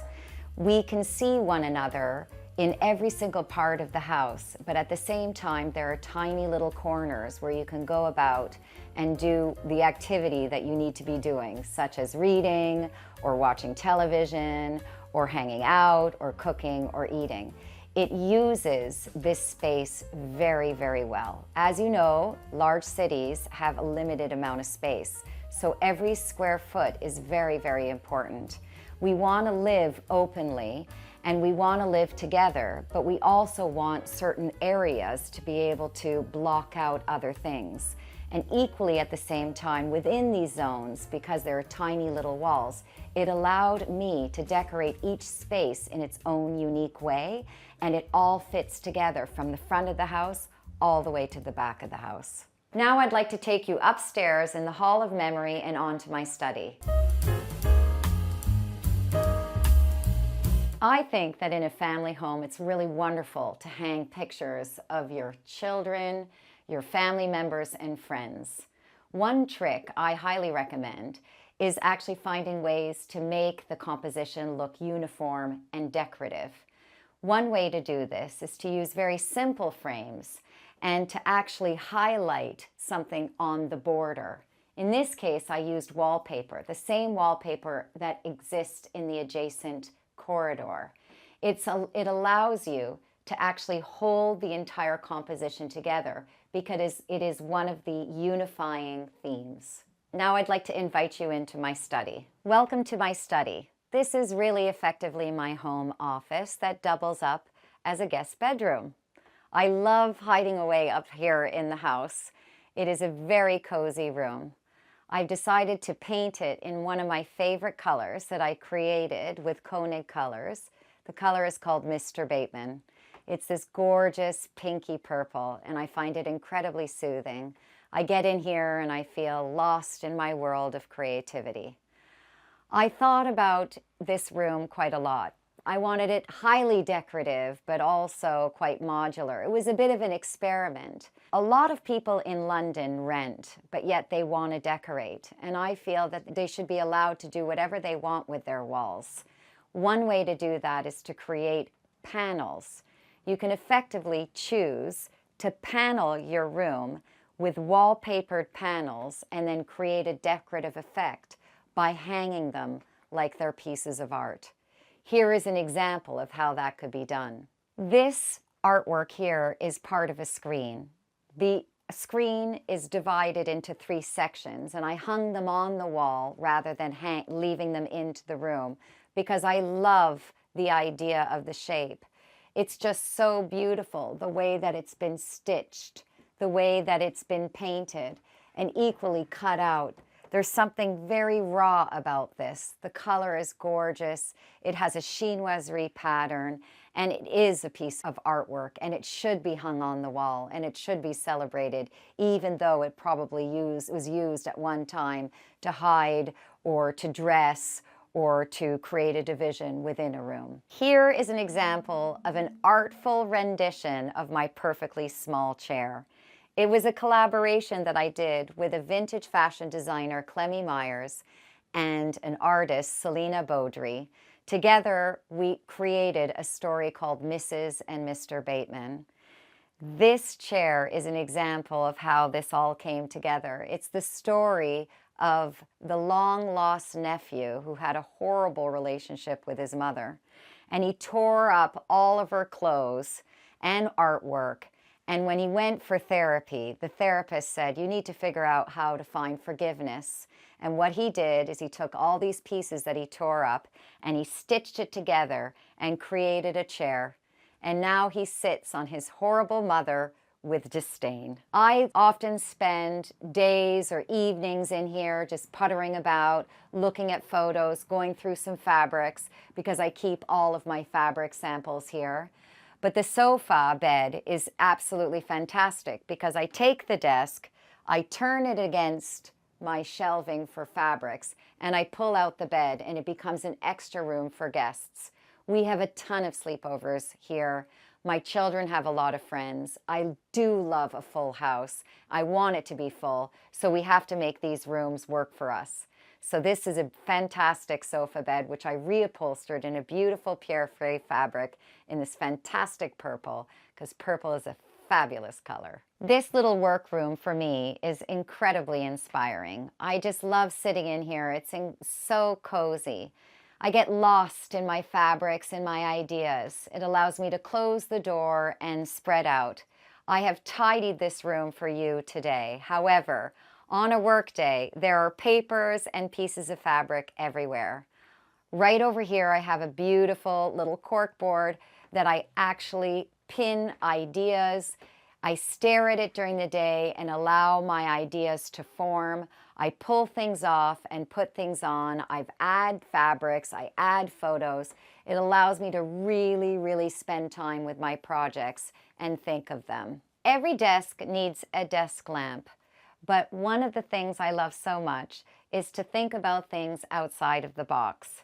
When I found this desk lamp online from an antique dealer in north of England, I knew right away it was mine. The tulip shape is just so perfect for working. It has the actual structure you would need for task lighting, but it's playful and I love looking at it. It makes me smile. For me, the home is definitely an expression of the personalities who live there. I think it's very important for everybody to just see themselves in their space so that it's congruent. When you buy things, you have to buy things that you love because you're going to be living with them and they give back to you over time. As you share your time with these objects, you love them the more you look at them. You get to know them. And therefore, to express yourself in that way and to have the courage to buy the pieces that you love, it will bring back so much joy to your life. And therefore, a home to me is a reflection of the people who live there. Thanks for watching. Be sure to go to homeworthy.com for exclusive content, shopping guides, and so much more.